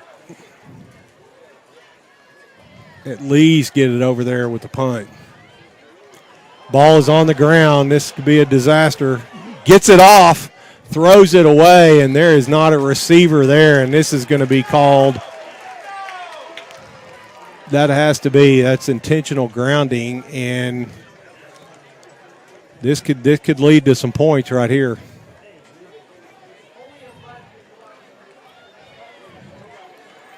I think there should have been a receiver there, and he decides to not take off because he saw the ball rolling around. They should wave that off. Why? Because we want him to. That's right, because we want him to. Yep. Boy, that is a tough deal. We've always said we got the right to be homies right here, right? That's right. We take a look at it here, and there's definitely not. You've got the Clarksville coaches are. And that's going to be a loss of down too. It should not be a loss of down. It's actually, boy.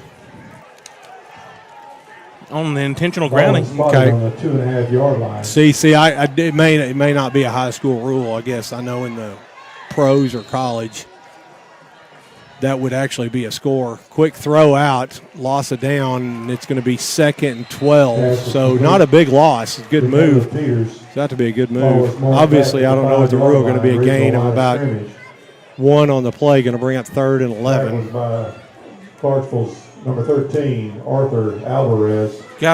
You gotta find a way to pick up a first down right here. They just ate up. What was that?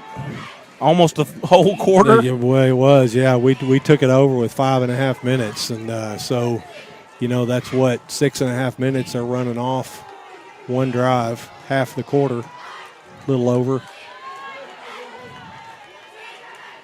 Austin back to throw again 3 times in a row. He's shuffling positions. Going across field. He's got a man. It's complete to Travis Thrillkill. And cha-ching. Big play, Travis Thrillkill right here. Again, that's 3 or 4 crucial first downs. But the biggest thing on that play, though, is the time that Austin had in the backfield. Yeah. Even though he scrambled out and rolled out, it wasn't because he was getting pushed out. That was the natural what they wanted to do to the play. Just a big-time heady play by Austin Rose.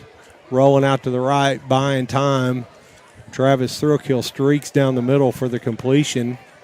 Bearcats now out to their own 37 with more than just breathing room.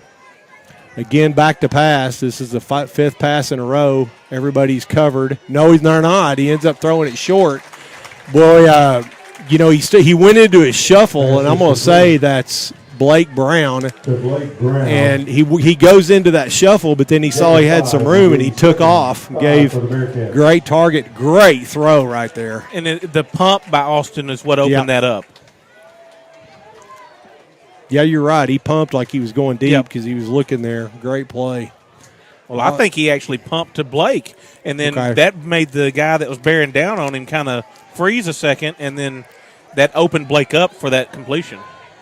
It ended up being a 5-yard completion. Got 4 receivers stacked off here to the right, and they throw to Caleb Peters short, and it's a screen. Nice-looking play. Just not able to pop him loose. Going to be a short gain of about 3, but Bearcats in a good position with 3rd and 2. So this is shaped up to be is a pass-heavy offense. So at 3rd and 2, you're going to wonder if we can punch it forward here and get the first down.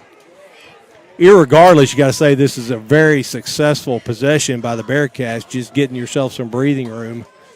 Well, with the 3 down linemen right here that they're trying to run, they're cover the pass. Yeah, they are. They're definitely respecting the pass. We've got to be able to run and pick up one of those linebackers to be able to pick up a first down. Got 2 backs. Yeah, no, they roll that safety up on the right side. So they go to the left, they go to the right, and they just swamp us right there. He gets so a good. Unfortunate. Where they're going to. It's going to be close to the first down right there on that. Sure is. Forward motion. When he got hit, he went backwards, but it's his forward momentum. It's going to be 4th and short here. Fourth and about there. Ball was marked at the 46.5-yard line, and it was 4th down. Get close. I mean, that's a 2-yard favorable spot we're watching. I'm okay with it. Let's not mention it. Great job by the refs on that. So they dot the I here. It's 4th and extremely short. They hand off to the fullback. Great move right there. Still bringing them. They blow it dead, and he was still driving them forward. That's a quick whistle. But they might have let him go because they heard the whistle, too. Nice gain on the play. They not only get the first down, they cross midfield. They needed a half a yard. They got 4. But, that's again, Jaden Felix on that run, and you're not going to stop him if he's got a head of steam going downhill. If he needs a yard, he's getting a yard. In that case, he picked up 5. Especially when you get in the red zone, he gets the ball. It's amazing what he can get done. Trips at the top of the field, empty backfield. You got twin receivers down here at the bottom. They roll the safety away from Trey. Be interesting to see if they try that jump ball again. No, they roll the safety back. So now you've got a favorable position on the left side, and it's a called quarterback run. Had him outnumbered there, and you've got a flag thrown. Right at the line of scrimmage. Austin Rose on the carry gets 2. I think there's going to be a hold right there somewhere. There's a flag on the play. Bearcats have had their share of penalties as well, but with their explosiveness, they're able to overcome it. And after a week of last week not really having you had 2 or 3 penalties, but they just never they executed well last week. And we've had several more penalties here, but a little more physical football team too.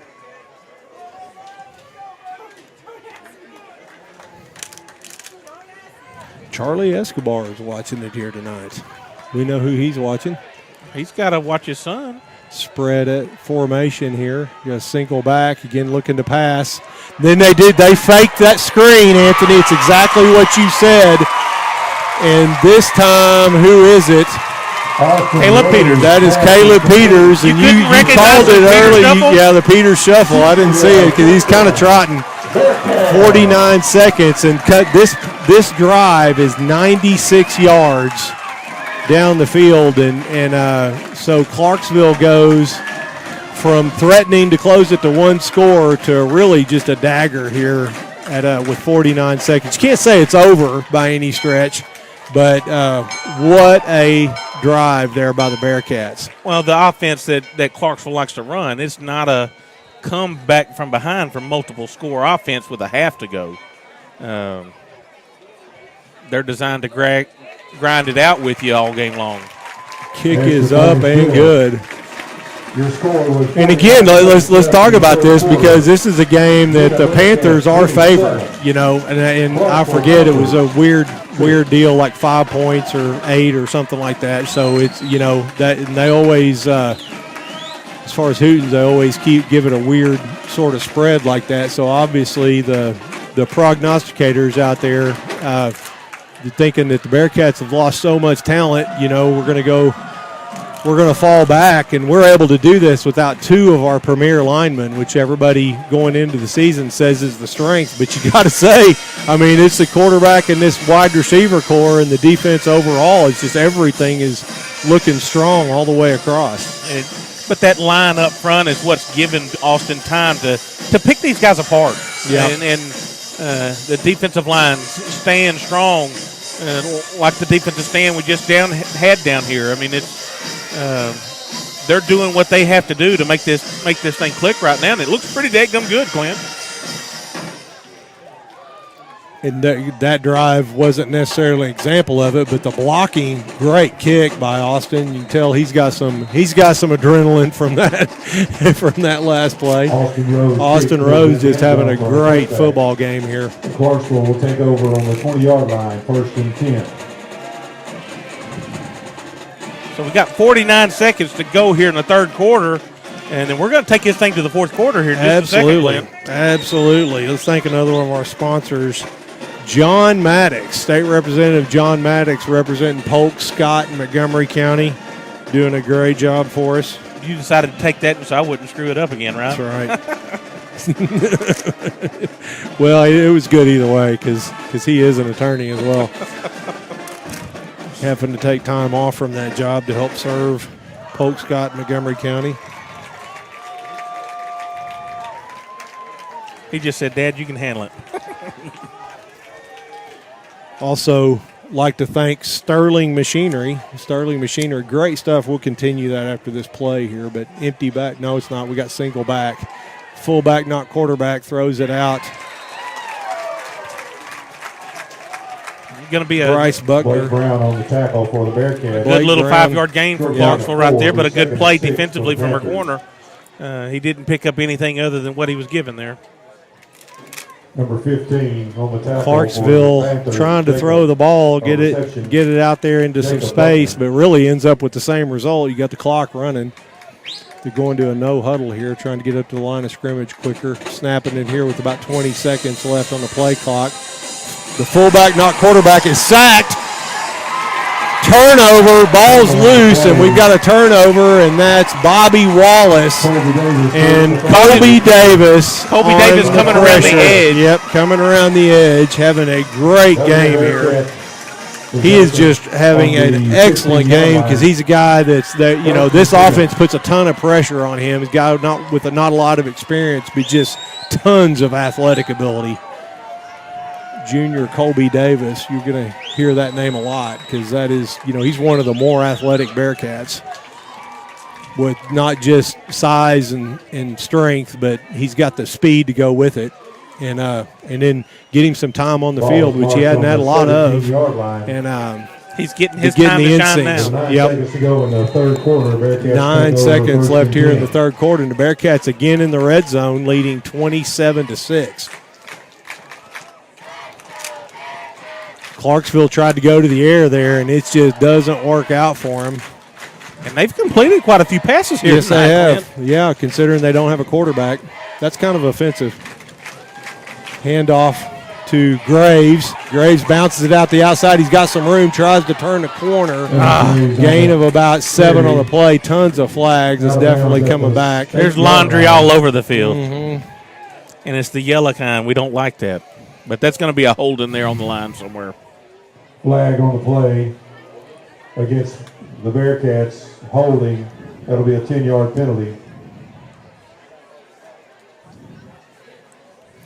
We're going to have to get a roster here. Well, Ball spotted at the 24. Who knows? Line. Mark Wilson may score a touchdown. We're gonna have First and 17.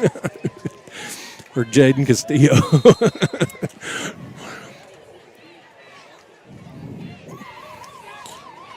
So that brings to the end of the third quarter. Bearcats are holding up the 4 right there. Fourth quarter. On your feet, cheer for the Bearcats. So tonight's game's being brought to you in part by Shelter Insurance Agent Talissa Montgomery. Shelter Insurance. Let's shelter you from the storm. She needs to tell the folks in Clarksville they hit a storm here tonight. They have hit a storm, and that storm is called Mena Bearcats. So tonight's game's being brought to you by Baywash Car Wash. At Baywash, we take pride in your ride. So Clarksville on the way home may need to swing by the car wash and knock the dust off of here tonight. or the turf pellets. Rubber pellets, yeah. Did they come in and fluff the field? Because it looks a little cleaner. Yes, it is. This field is held up extremely well. This is 12th year. 13th year, I believe, and so it's supposed to last 7, and so it's held up extremely well. This will be the last year of this turf. We'll be coming in with another surface here. They'll be playing Hot Springs Trojans. Our junior high will travel. They're going to update the look a little bit to it, or are they going to do something? Yeah, it's going to be. We'll have some opportunities to do ads and do some ads, and then it's a different looking turf, and it incorporates some sand in with the pellets, and it's got a more realistic playing surface. It's got the softness, but it doesn't rebound without being mushy.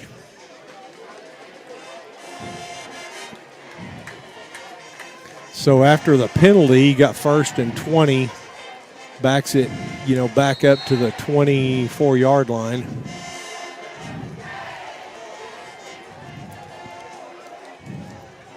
Got 2 backs in the backfield, tight end on the right, and they flipped that back over here to the left side. It's quarterback, keeper, dives forward, not much there. Going to be a gain of about 1. They kind of sniffed that out right there. They sure did. Ball is spotted at the line of scrimmage, no gain. Tackled by number 13, Arthur Alvarez. Evidently that play, the penalty happened a little bit deeper because it was ended up being a 8-yard loss. Foul from the spot. Bring up 2nd and 17 now. Getting back to that same formation. No, they got twins on this time. The top. It's a run-pass option. He has an option of hand. Caleb Peters is loose into the secondary, and I think they're saying that he stepped out. Almost made it in. Boy, he walking the sideline. It really looked to me like very deceptive there. It looked to me like he wasn't going to make it that far. But just 1st down, and Bearcats again overcome a penalty. Their explosiveness down in the red zone. 1st and goal, the 2-yard line.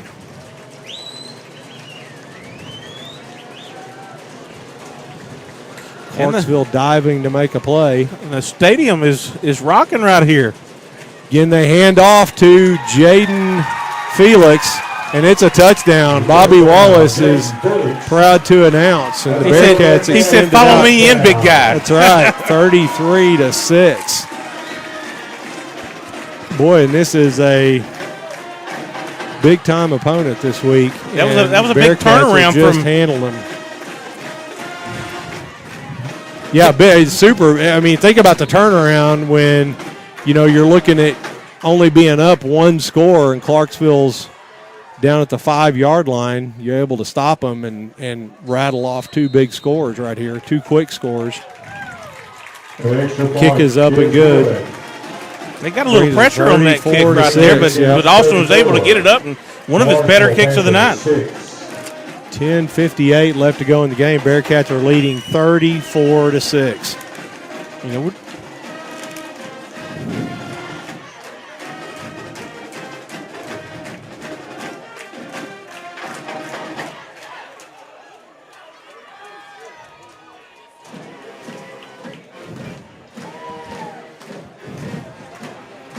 So take another chance to thank one of our sponsors. Tonight's game is brought to you in part by Mena Ford. For a look at the complete Ford lineup on Highway 71 North in Mena. Also like to thank Sterling Machinery. Sterling Machinery, big part of this broadcast, and great things going on at Sterling Machinery.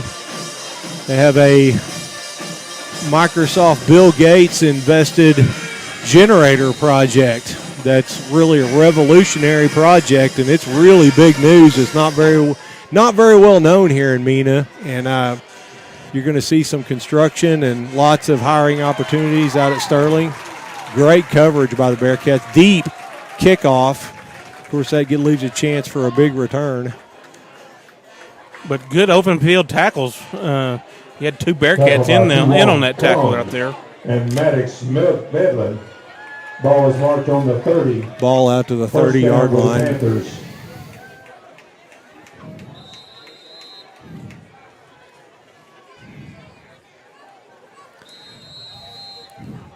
Chase trying to start the clock a little soon. Chase is having a hard time. It hasn't worked for him being off in Pascagoula, wherever he is. He's still having a hard time running the clock.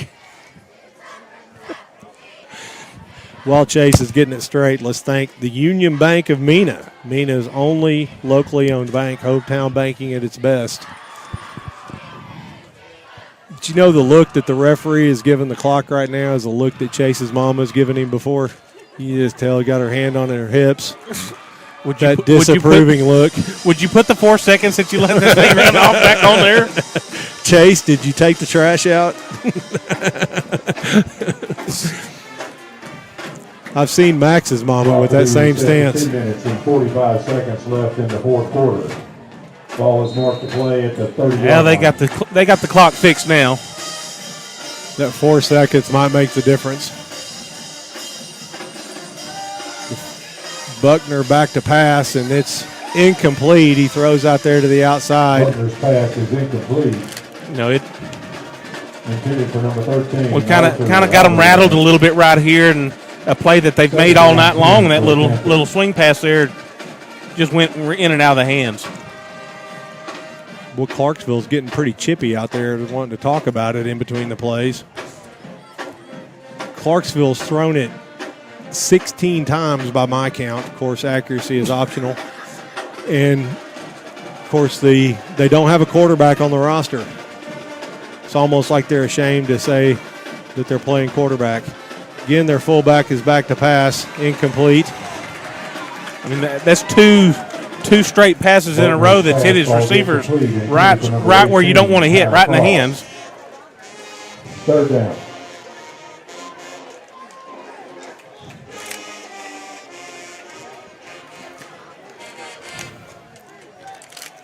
Going to the air, Clarksville's forced to here behind 28 points here. You like my math skills right there, Anthony? Yeah, I just winged it. I wouldn't even. I had you tuned out. I wasn't even paying attention. That's what hopefully everybody else does too. That's a secret to this broadcast. People can turn the sound down. Listen to Phillip. But again, back to pass. This time he lays it up. That time he kind of looked like a fullback.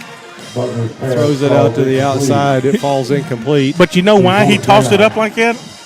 Because 77 was bearing down on him like a steam train.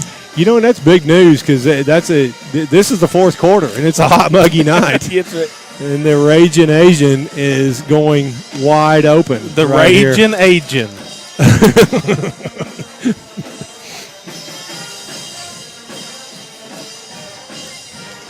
Bearcats in a prevent formation.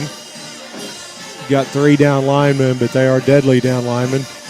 No, I'm sorry. I think back up to the punt. Great looking punt, and Austin gets away from it. Well, there's a good breeze over flip. at the 40. It did, yes. Ball is spotted at the 40-yard Felt line. almost like they turned on the air conditioner all at once. Bring it on. Mm-hmm. Great job.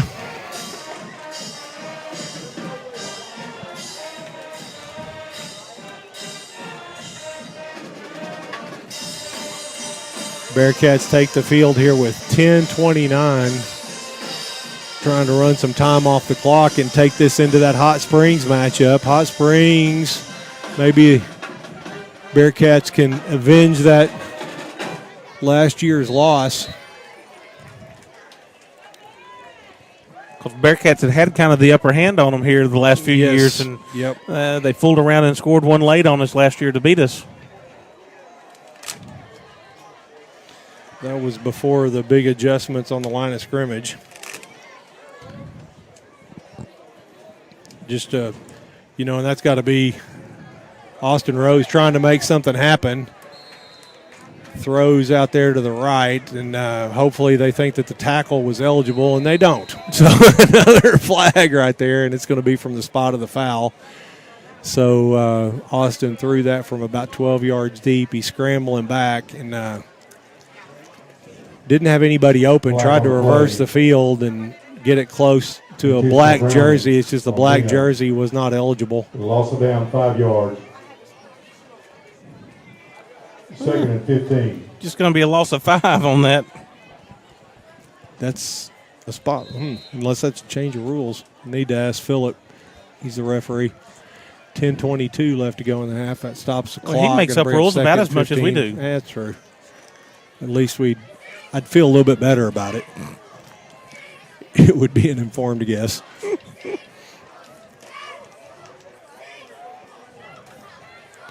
Spread formation, a single back. Looks like it's Felix. Going to be a timeout. Dover wasn't happy with the alignment on that right there. Did they get deep in the play clock? I didn't notice. I think the play clock was running down. At the gates of the field prior to entering until a Mena Public School Administrator releases you to the field. Max Preps is having a hard time. They've got Hot Springs winning 7-43.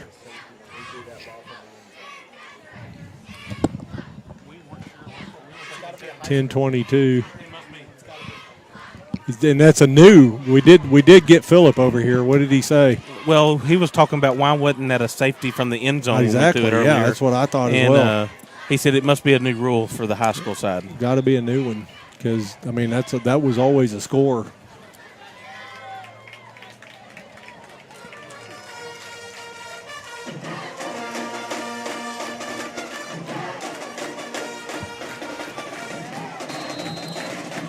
All right, so we've got twins to both sides of the field here.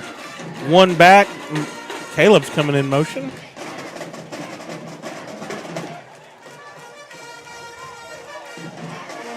And just we're not holding on to our blocks right there, turning them loose. They're getting too much pressure on Austin. Baldy Marquette back at the 35 of the 3rd and 15. So it wasn't a very good use of our timeout right there, being down, and the line just wasn't ready to block what we called.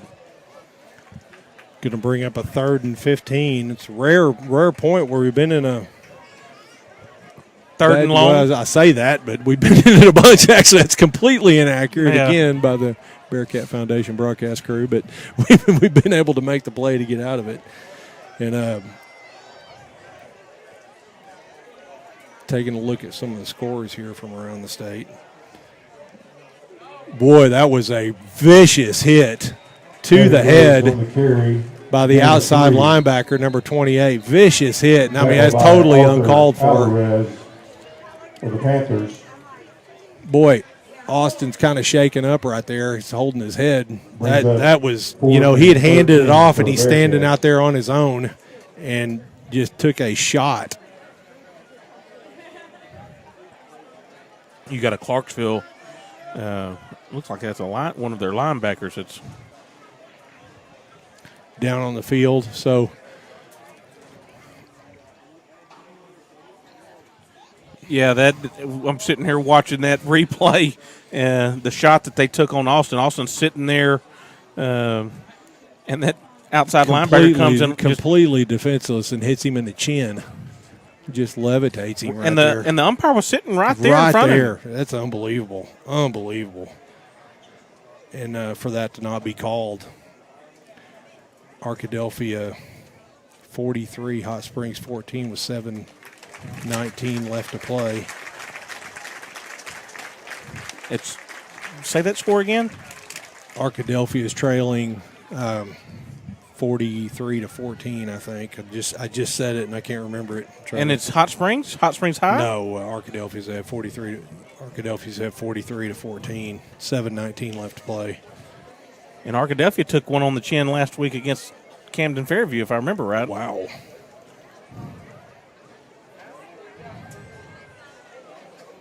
I may be wrong. Don't tell Katie. Yeah, exactly. Too bad. She's right beside me. Too late.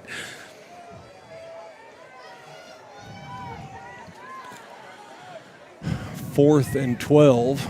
Bearcats in a rare punting situation here for the night. Austin Rose back to punt. 9:48 and counting. Takes kind of a rugby run right there and line drive. Bearcats kind of out of position here. It's going to be a boomerang coming right back at us. They get a good return. They're only going to net about 13 yards on the punt. It's going to end up just past midfield. A lot of times you can sneak that past them. Austin's been kicking with his right foot. He kicked that with his left. Oh, that's right. He did, didn't he? That's amazing.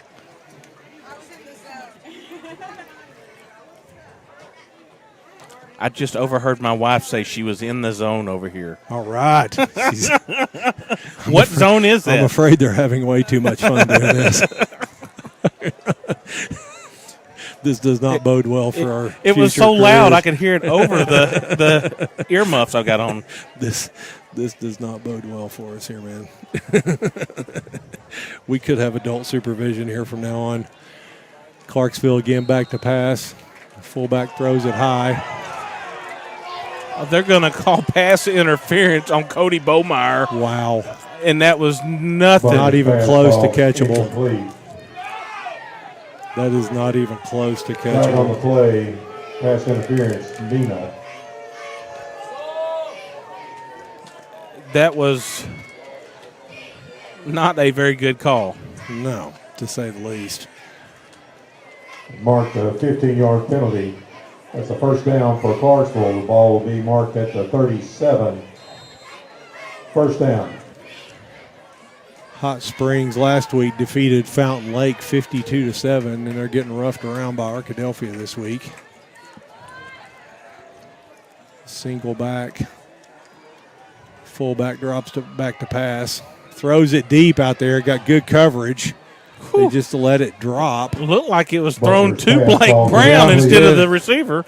Blake Brown has made a lot tougher catches than that, and he just must have got lost it in the lights there. Not able to come down with it. For Alvarez. Second and 10. Maybe that won't happen when the new LEDs get put in, huh? Yeah, that's the day. We'll say that. Yeah, that'll help. Might make it worse because they're going to be really bright. But stops the clock here with 9:22 left. Again, back to pass. Players in motion. The fake to him. Tries to step forward. He's under pressure. Chasing him out of the backfield. He's in for a positive gain. Going to bring up third and about 2 or 3 and get close to the sticks on that. Well, Clarksville for being down, for being they down are 26. excited. It's almost like they're just now getting fired up. They're chippy out there, and there's a lot of barking back and forth. Down for the Panthers. They're celebrating that, and it wasn't a first down, but they're here at 3rd and 3. I don't know, that speaks well, or I don't really know what that means, but they're definitely not quitting. That's good. Single back in the backfield. Fullback, not quarterback.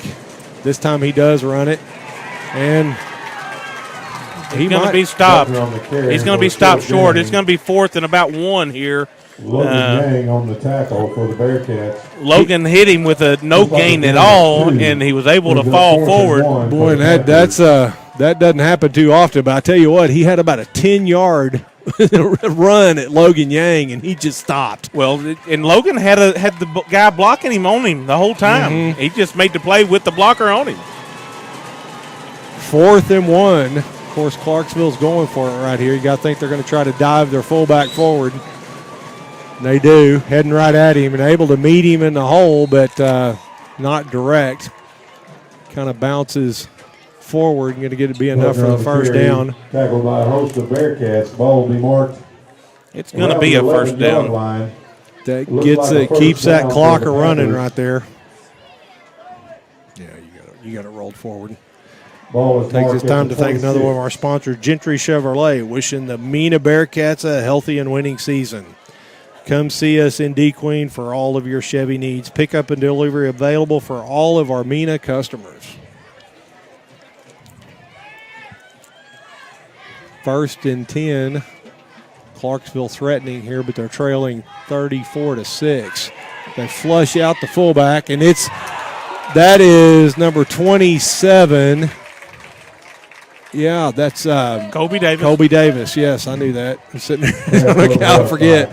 He was in perfect position. Boy, he played that well. He showed his speed. And that's why he's playing defense. Yeah, he didn't show his hands. He did not show his hands.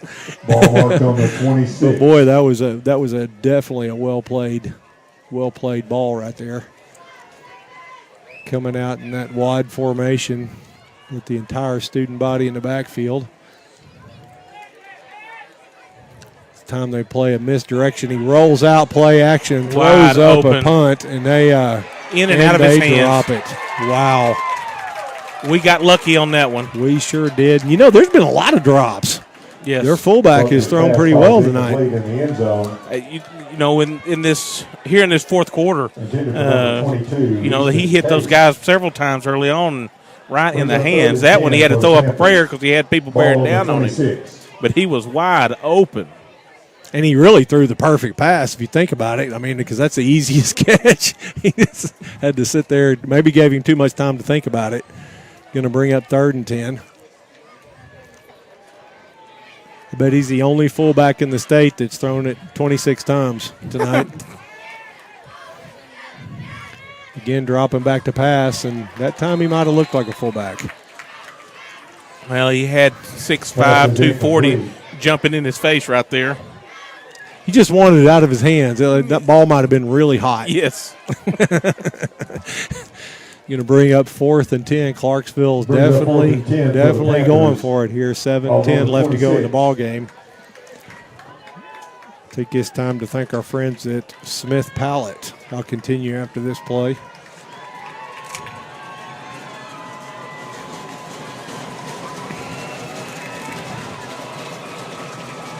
Big 4th down stand right here for the Bearcats.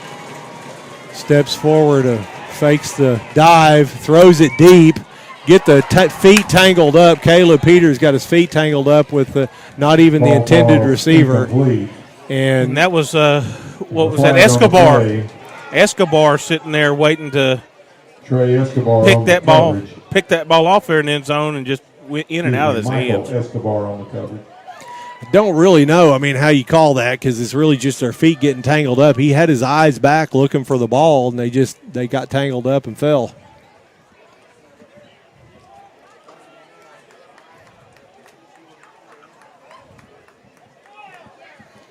Boy, and the strange thing about that is the Clarksville player obviously didn't realize there was a flag down. He was complaining the entire time. I mean, he's almost out of hand. He was almost complaining so much he didn't realize that he got the call. And he's still calling it. So 4th and 10, throw up a prayer, and Clarksville bailed out by penalty. Moves the ball down to the Mena 14-yard line. Clarksville here threatening. On the 13. You're talking about getting it down to a 3-score. They're trying to just get it to a 3-score game with 7:04. Bearcats definitely in control right here. Timeout, Mena. So it looks like Craig took a timeout here to get his defense settled down here and say, look, let's pick up the pace. Let's keep this a 6-point game. Go back to our friends at Smith Pallet. Smith Pallet founded 1949, serving their customers with great pallets throughout the south central U.S. The loading dock facility for customer pickup and offer a delivery service via your customer company truck. I've gotten a few of those. I was going to say, you've taken advantage of that delivery service. I have, and there's usually a long football discussion because I get their sales staff and operations manager usually deliver them. Brian and Tate, they say, we're coming to get you some pallets. Can you talk? And we're usually talking about the Bearcats. It's something. Football in a small town in the South is always brings a town together. Have the Pee Wee boys started all their games yet? They'll start tomorrow. Clarksville diving ahead, and this time they get a big push, going to push it down to the 2-yard line. Got a flag. Alvarez on the carry. Should be I think a hold here. Escobar on the tackle for the Bearcats. No, it's usually a false start or offsides. Illegal procedure or that. To bring that play back. Be a 5-yard penalty. Going to be a big loss. Take away the game. Caleb's really back there trying to plead his case with the referee, the back judge there. I'm surprised the Clarksville player that got the call isn't still back there complaining. I've never seen the guy that got the call whine so much. Try again with that power play. Right side, we're going to stop it for about a 5-yard gain. And that was a gain of 5. That wasn't a bad tackle for Trey Day. He fell off the block and made the play there. Right in there. Your gain of about 5. Let's bring up 2nd and 10. Clock's rolling, 6:30 left to go in the ball game. Misdirection. Give it back to, that wasn't Alvarez. For the Panthers. Gets about 3 to the 10-yard line.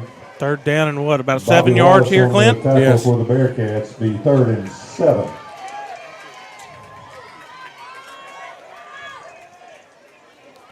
Well, they got a great push against our defensive line right there. They sure did. That was just They just whipped us off the line of scrimmage right there. They really did. Seemed like they might have gone off an off count, a quick count or something like that, but that's enough for a first down. So Panthers dig themselves out of a hole right there.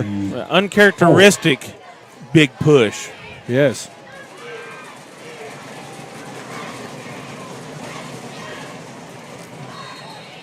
He's going to be about a yard short. Alvarez that about time. 2 down to the 1-yard line. 2nd and goal. Mark going to be the 2-yard line for the Panthers.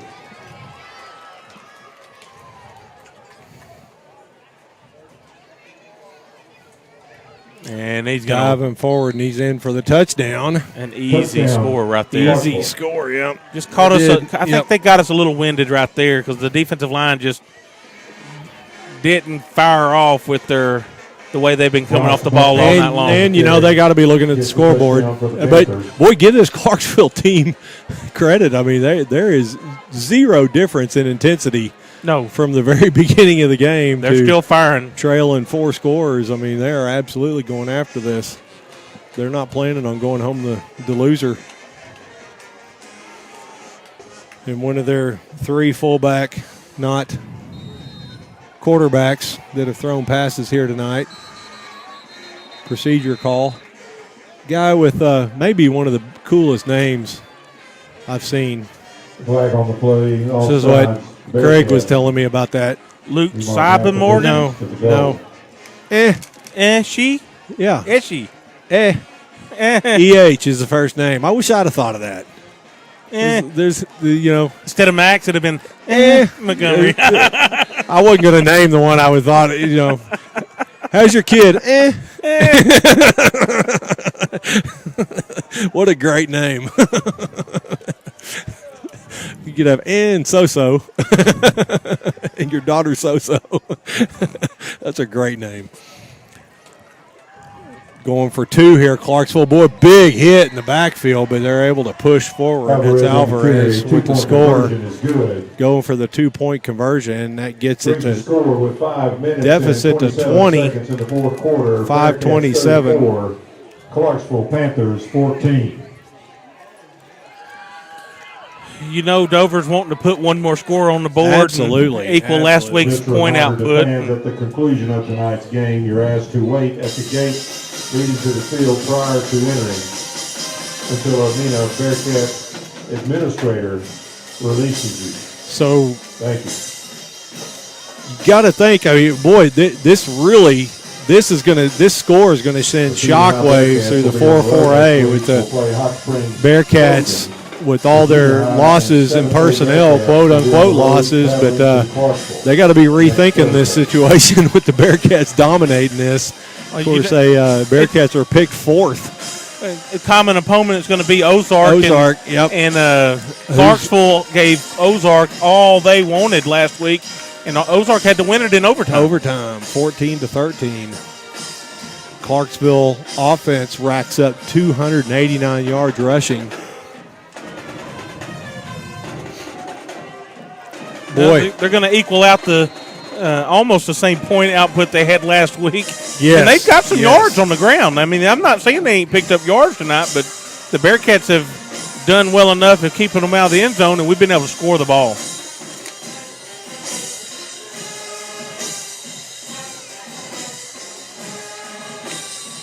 Austin Rose picks up the ball. The kickoff marches forward almost all the way out to midfield. I thought that was people on the sidelines. I was like, why don't you just keep running? Yeah. will take over first and 10. All the way out to midfield. Bearcats will take over first and 10. Take time to thank another one of our sponsors. Don's Easy Pay is family-owned business for 38 years. They offer retail, rent-to-own, in 120 days, same as cash. They carry all major brands of furniture, appliances, electronics, and are a self-serving dealer and do all the appliance work. Come to one of our 6 stores that serve 13 counties. Look for our new store in Boonville, Arkansas in 2021, which I do know it is up and going. So,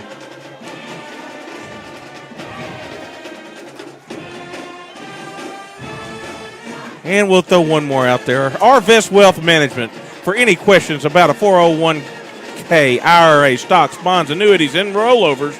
Grow and protect. Caleb Peters with the jet sweep right there.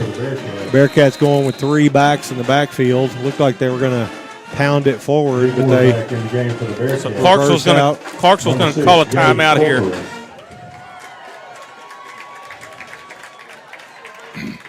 Yes, got to call the timeout with 5:18 left, and Clarksville's not planning on giving this up. So 2nd and 9 here. Bearcats need a few first downs here. Clarksville's down to 1 timeout. Kind of start putting this thing away.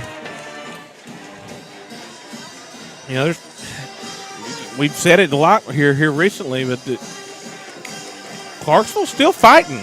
Absolutely, yeah. This is a well-coached team. One of the more. He's a guy that when you talk about it, one of the more well-liked coaches.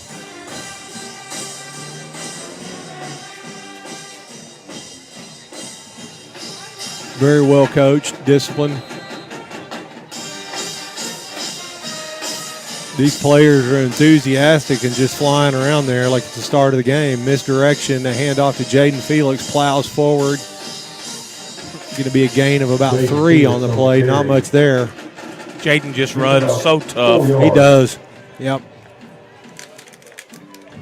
And to lumber around, you know, he's just kind of, especially when he gets in the open field. I mean, he's pretty elusive for a big lumbering running back. He always makes the right cut, you know, and it's not like a real can't call him shifty by any stretch of the imagination, but he's making the right cut at the right time, got good timing and instincts. Almost awkwardly shifty. Yeah, it is. He makes people miss somehow, and then when you get a hold of him, you better get a hold of him well. 3rd and 6 here. Clarksville uses their last timeout. 5:07 left to go in the game. Thank our friends at Sterling Machinery. Sterling Machinery. Great things going on at Sterling. Their new generator project. A lot of investment coming into Mena. Expansion. I know they're planning on breaking ground on a new building. Planning on doing lots of hiring. Hand off to Caleb Peters. Caleb Peters for the first down. And that's just a dagger right there. I think that play was designed to go outside, but he busted it right up the middle. There was a hole there, and he decided, hey, I'll take that for a first down right there. Exactly. Alvarez on the tackle on that play again.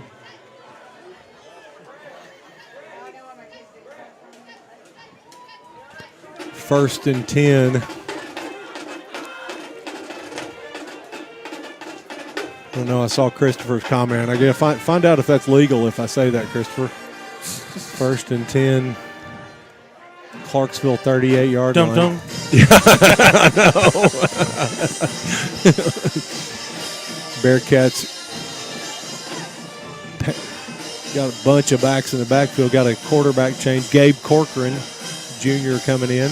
Ball start on the Bearcats, the 5-yard penalty.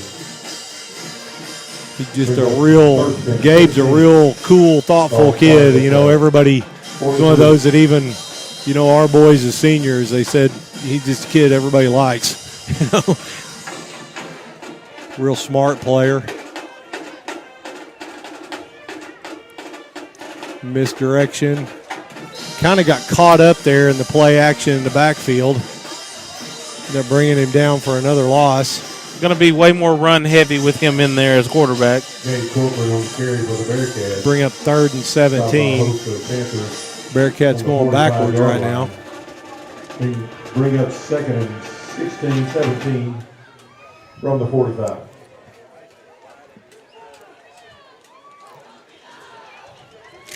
Just running that time off the clock.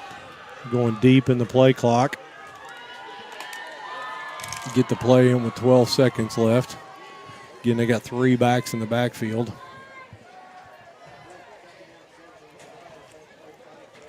Handoff with the misdirection. That's Caleb Peters. He spins out. He's loose. I was going to say in the secondary, but he didn't quite get there.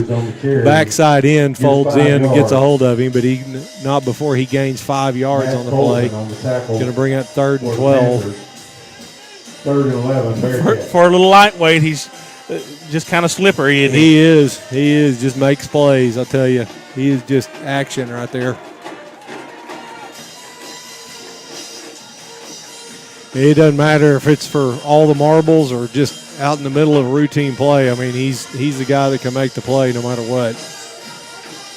Gabe Corcoran in a passing situation right here, 3rd and 12. Going deep in the play clock. They hand off again to Evan Graves. Evan Graves gets loose back there. A gain of about 7. Going to bring up 4th down. We bring up 4th down. 4th and about 7 yards here, Clint. And 7. Ball is marked on the 35. Leaving the offense out on the field. Going to see if they can't get another 40 seconds off. No, what they're going to do is run it down and call a timeout. And that gets them to 1:40. You really got to say this is definitely out of reach. And I'd like to thank the broadcast crew here tonight. I think they're going to go for it. Yes. Oh, they are. Yep. 4th and 7 right here.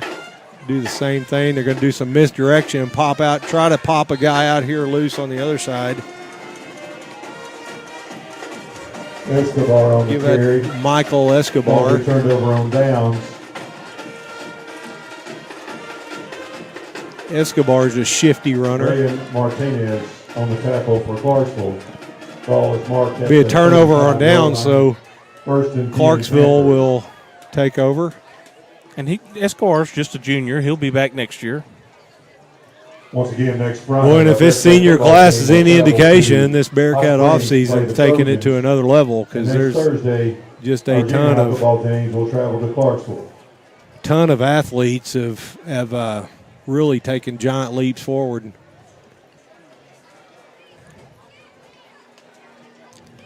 Number 7 drops back to pass.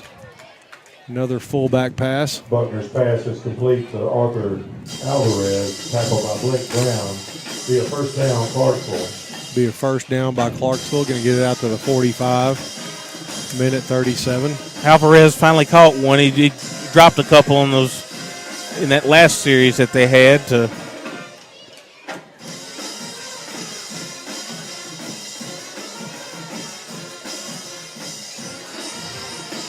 Be first and 10 here.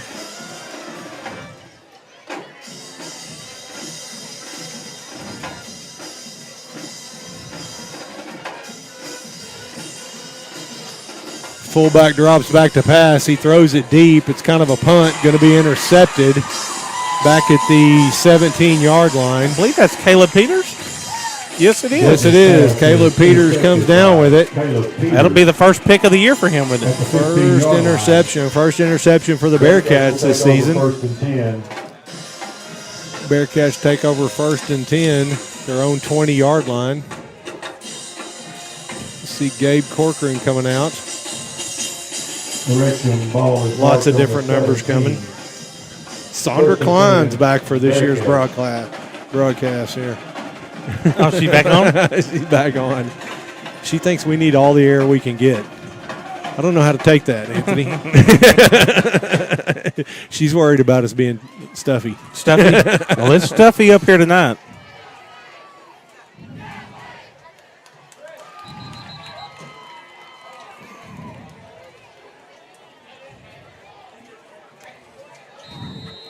Now, as the Bearcats, we just no timeouts for Clarksville. Just run this clock down. Yep. See, you're really in range. Take that victory formation. We'll see if Gabe does that and takes a knee. No, he's dropping. No, yes, he is. I was going to say, I thought he's dropping back to pass. I was going to say, Gabe, that counts against your rushing yardage. You don't want to back up. So 38 seconds, going to take a knee twice. So next week we're going on the road to Hot Springs, where we'll be broadcasting from the stands. I think, Anthony, it's got to be your fault. It says they won't let us in the press box. Have you offended somebody in Hot Springs? Oh, I can go tell them. Okay. We don't get a spot in the stands, and very happy to have the Don gets there early enough, and he just doesn't fight it hard enough. I guess. Might be it. He might be too nice. It might be it. Yeah, we won't say it. Got to be Don's fault. So now we're relegated to being 3 guys and their wives here at the broadcast crew. Got about 4. Don Kelly and his wife Mary, and Anthony Eford and Ladies and his gentlemen, that's Bearcats. wife Katie, and then of course my wife. And we'll be back here next week, Friday night. Make sure, if you can, make the road trip. If you can't, tune in for the Bearcats on the road as they take on 5A Hot Springs Trojans. Big matchup. Be 2 straight weeks. We'd be the 5A team. Yep. Stepping up and biting off a big chunk and going to attack those Hot Spring Trojans. And this Bearcat team is going to be riding high. A lot of confidence, Anthony, with showing this offensive explosion. And like to thank all of our sponsors and Bearcat Foundation. Mena High School has really been a big help trying to help us solve this problem here with our broadcast. Turned out it was a networking issue, and happy to have that solved. Looked like we had a clean broadcast all night, didn't we? So maybe we got it all worked out, and you guys at home be happy with what we get out there. So you can turn the sound down, not have to put up with us, and it doesn't get any better than that. That's so right. Yeah, absolutely. So with that, we'll sign off. See you guys next week, and we'll start packing this stuff up, Anthony. Let's get after it. All right.